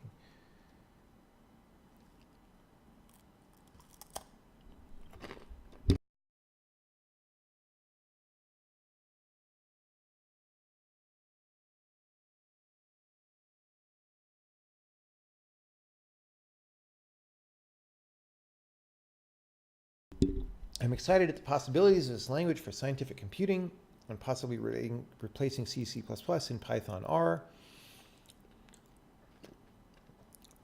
I don't know about that. Like, I think most of the people who use R are not professional programmers and want a more, I don't exactly want to say hobbyist interface, but a more like non-professional programmer interface. But that said, I don't use R, so I don't really know what it looks like. Besides, isn't R the old thing? Isn't like Jupyter Notebook the new thing or something? Anyway, that's the thing is like, I think you would actually not want to give people this raw programming language if they're like not a programmer, right? If they're like a scientific person who knows a little bit of programming, then you actually do want to give them a higher level language that's probably less efficient, but that connects well to a lower level language. And so it actually, you might be able to build a structure where you have a high level language that just in time compiles to this language or something, and that's easier because of the metaprogramming and because of the communication, maybe. I'm not really working on anything like that, but you might be able to do that. But I think it's a separate problem. I mean, it depends, right? If you're a physicist and you're trying to write very high performance software because you're writing simulators all day that are going to use a lot of compute time, then you're kind of a real programmer at least. And so maybe you would use a language like this. But like someone who's like, I'm a biologist and I mostly am trying to make graphs, I don't know, this isn't the language for that, I don't think. I think you maybe want an application or a more hobbyist language. That said, we will have lots of libraries to make it very easy to do things like graph data that you have, right? So all that stuff, we will definitely be going in that direction of making it easy to visualize your data and making it easy to visualize your code. But even with all that, I don't know that it's the right language for someone who's not mainly a programmer. Is the last lib in the linked list a thing that you pulled over from the witness system through a lib instead of porting it? I think that Baker is actually written in the new language, but we're compiling it as a lib so we can pull it into the other engine that's in C++. Maybe it's the other way around though, I'm not sure. Maybe the Baker's in C++. I'm actually not sure. It could go either way though. Like you have the ability to do that in either direction.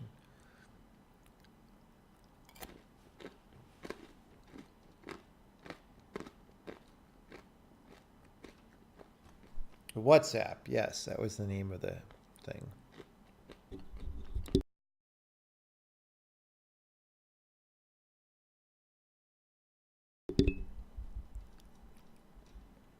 I guess it hurts especially bad from your perspective. Many programmers in business fail because they can't divorce programming from what the client needs. We're working on development tools because the ones we have aren't quite right. I mean, yeah, like business is a separate thing from what's good software, right?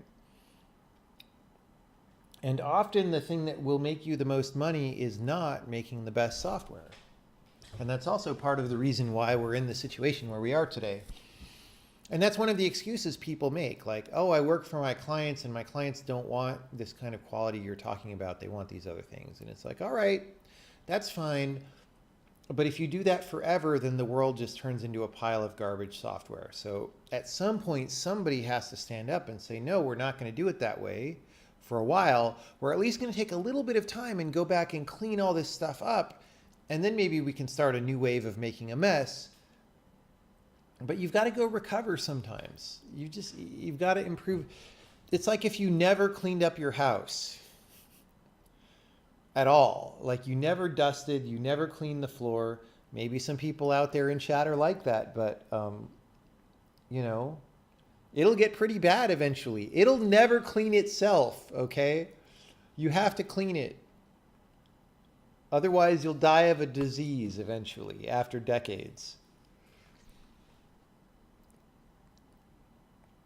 When it comes to AI and neural networks, do you think there is a law of conservation of intelligence that you can't just make an AI that makes a better AI? No, I don't have any reason to believe that such a thing is true. I think if you achieve general intelligence, what we understand as general intelligence, then yes, it will be able to make a faster, smarter version of itself. Because, I mean, what you're already saying is that we could do that. Like, a computer is faster than a human at a lot of tasks. So if we manage to make a general intelligence as a computer, we will have made something that's smarter and faster than us. I mean, if not on present day computers, then make the computers faster and then it is. So the initial step would be the existence proof that that's possible. And so then it should just get increasingly possible. The first solution of the problem is going to be one of the worst solutions, because as you keep solving the problem successfully, you get better at it anyway. So I think it's wishful thinking to say that an AI wouldn't be able to make a better AI. I think obviously it would. There might be some limit. There might be some asymptote. Like it might not explode to infinity, but there's no reason to believe we're at a maximum, right?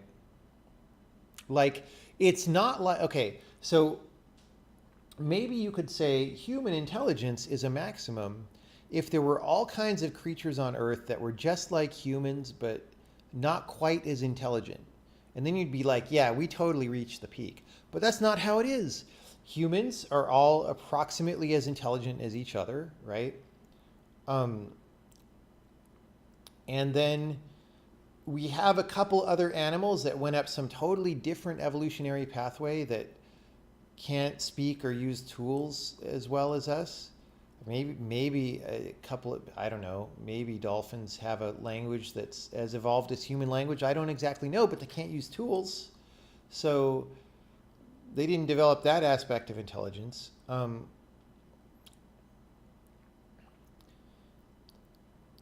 But anyway, there's nobody along our evolutionary pathway. There's like us and like bonobos and gorillas and chimps, and we're pretty far from the bonobos and gorillas and chimps, right? As far as we can tell. I mean, again, maybe it's all just tool using and our brains are the same, but it doesn't seem that way, right? So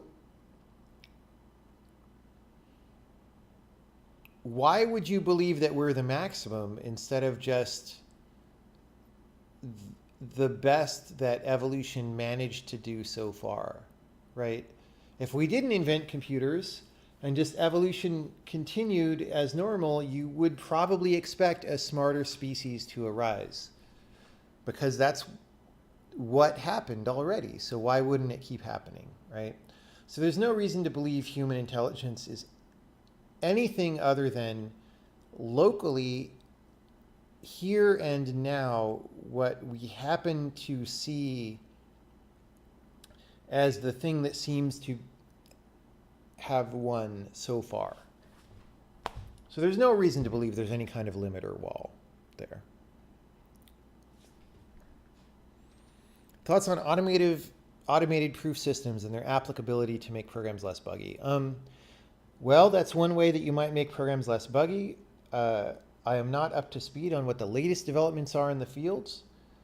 I have no reason to believe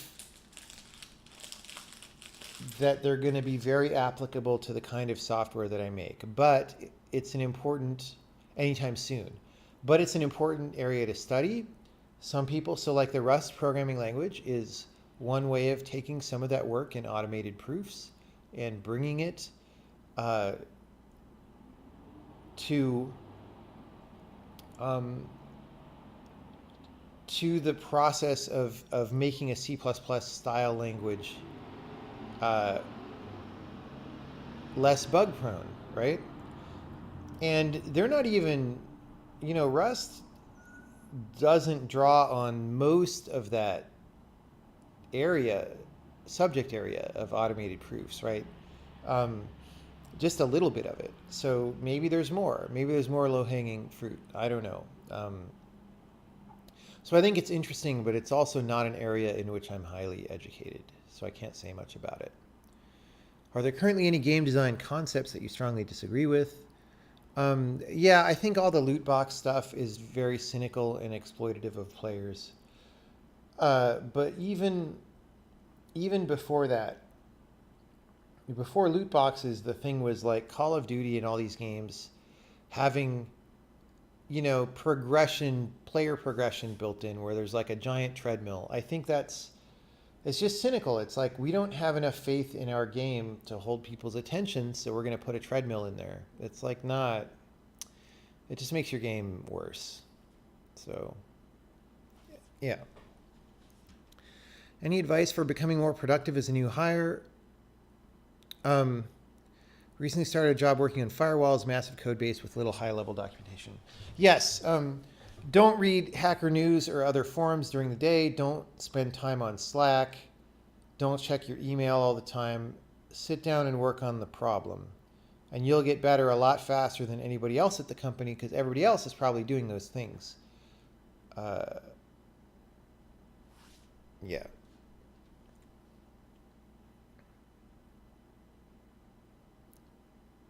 Brains aren't neural networks. Yeah, if you mean that as a response to what I was saying, I don't mean to say that an AI would necessarily... Okay, so I don't mean to say that a neural network AI would be like a brain.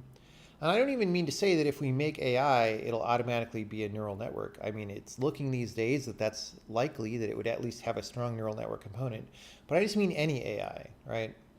So I'm not trying to say that the existence proof is because the brain is like the software. I'm just trying to say if you have intelligence making another intelligence that is faster than it, then that's already the existence proof. You don't even know. So most of the scenarios of this, like AI would improve itself, focus on, hey, the software makes gradual changes to itself and step by step makes a faster thing. Maybe it goes that way for a little bit, but maybe after a minute it goes, you know what? I know how to make a faster AI, and it's by making some software that is totally different from how I'm structured, and I'm going to go do that, right? That might be how it is. And then you have no visibility into what that software would be like because, dude, you know what I'm saying?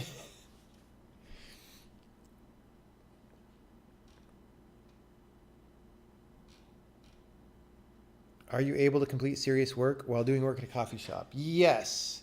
I may be unusual in that regard, but yeah, I actually, it puts me in a comfortable mood to not be in the same place all day, every day. I get a little fidgety when I'm in the same place every day. So I like to do that.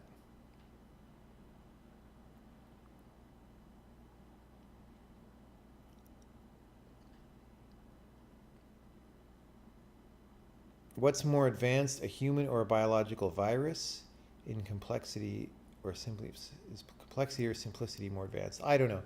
That depends on how you want to define advanced, which is not my job.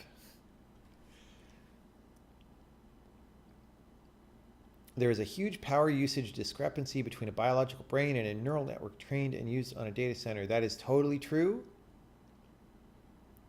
I don't know that that matters, but it's true, yes. I don't know that that will remain true either. I guess I'm not really saying we are at or there is a maximum, more like wondering, is it possible for a lesser intelligence to develop a greater one? That's what I'm saying for the existence proof, though. Like, if we made a computer that was smart, then presumably we're making a greater intelligence, right? Or let's go even further, right? Evolution is completely blind. We don't think evolution has very much intelligence in the human intelligence sense. It's pretty dumb. It just does a crap load of stuff all the time. And some of that stuff evolves into more complex things. Well, evolution made people, you know, I mean, unless...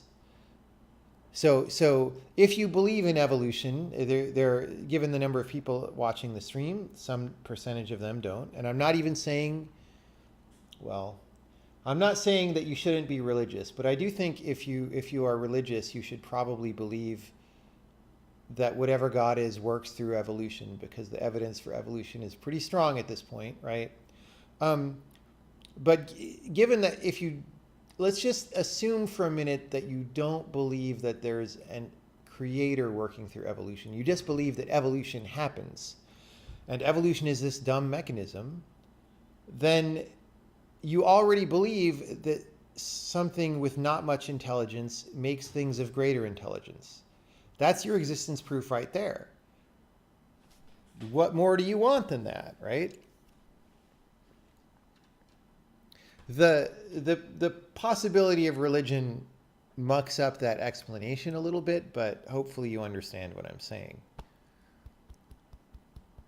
When I say existence proof, do I mean the philosophical question of can you prove your own existence? No, I mean there's this existence proof in math or science means if you have the theory that something is impossible, that theory is invalidated if you can find an instance in which it happens. Any instance, right? Or, you know, if you're trying to prove a mathematical theorem and the theorem is, you know, for certain A and B, A plus B is always greater than C. You know that theorem is false if you can find any A plus B that's less than or equal to C, right? That's actually an existence disproof, but the same thing, you know, it goes for a proof. If you want to know if a theorem is true all the time, then the first step might be finding specific cases in which it's true, and that can help you build the proof, right? So, or you might have a proof of the form, if any such case is true, then inductively we can prove all the other cases, right? What are my thoughts on CD Projekt Red's latest game? It doesn't totally look like my kind of game, but I can understand why a lot of people are interested in it.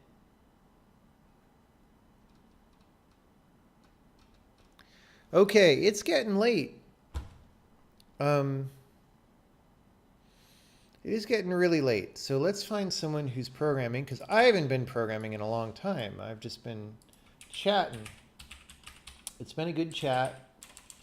Let's find some people like in, game dev has been, oh, is there a Counter-Strike tournament? Wait, what game is that? What are they playing? Yep, CSGO. We could host CSGO, but let's try programming first. Orc. Prismata game dev. Is it programming game dev? I don't see real code. Maybe there is, maybe there's not.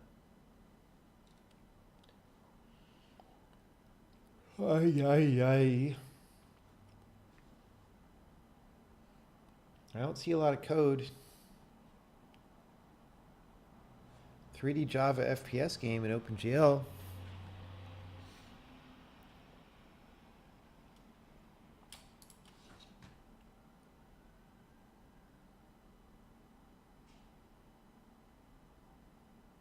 I mean, Java is at least not JavaScript. Does this guy talk? Oh, it's just music.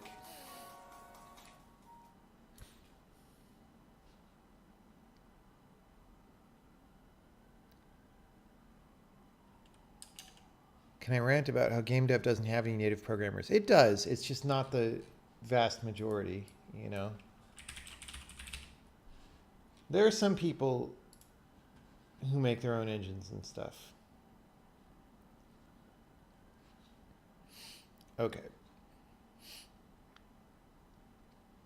What's going on in Lurk Zone? Shader programming. Is this in Unity or something? Or yeah. It's programming though. Where did it go? And he's talking. Yeah, no. All right. I think this is our host 4.6 for today. to 2017. I'm not gonna Thank test you the everybody for stopping by. entity components. Hope you have enjoyed my ranting. I hope you have enjoyed our fine new subscriber only luxury internet super lounge. And maybe tomorrow we'll come on and finish up some of this Visual Studio stuff. Maybe not. Maybe I'll go into work. We'll see.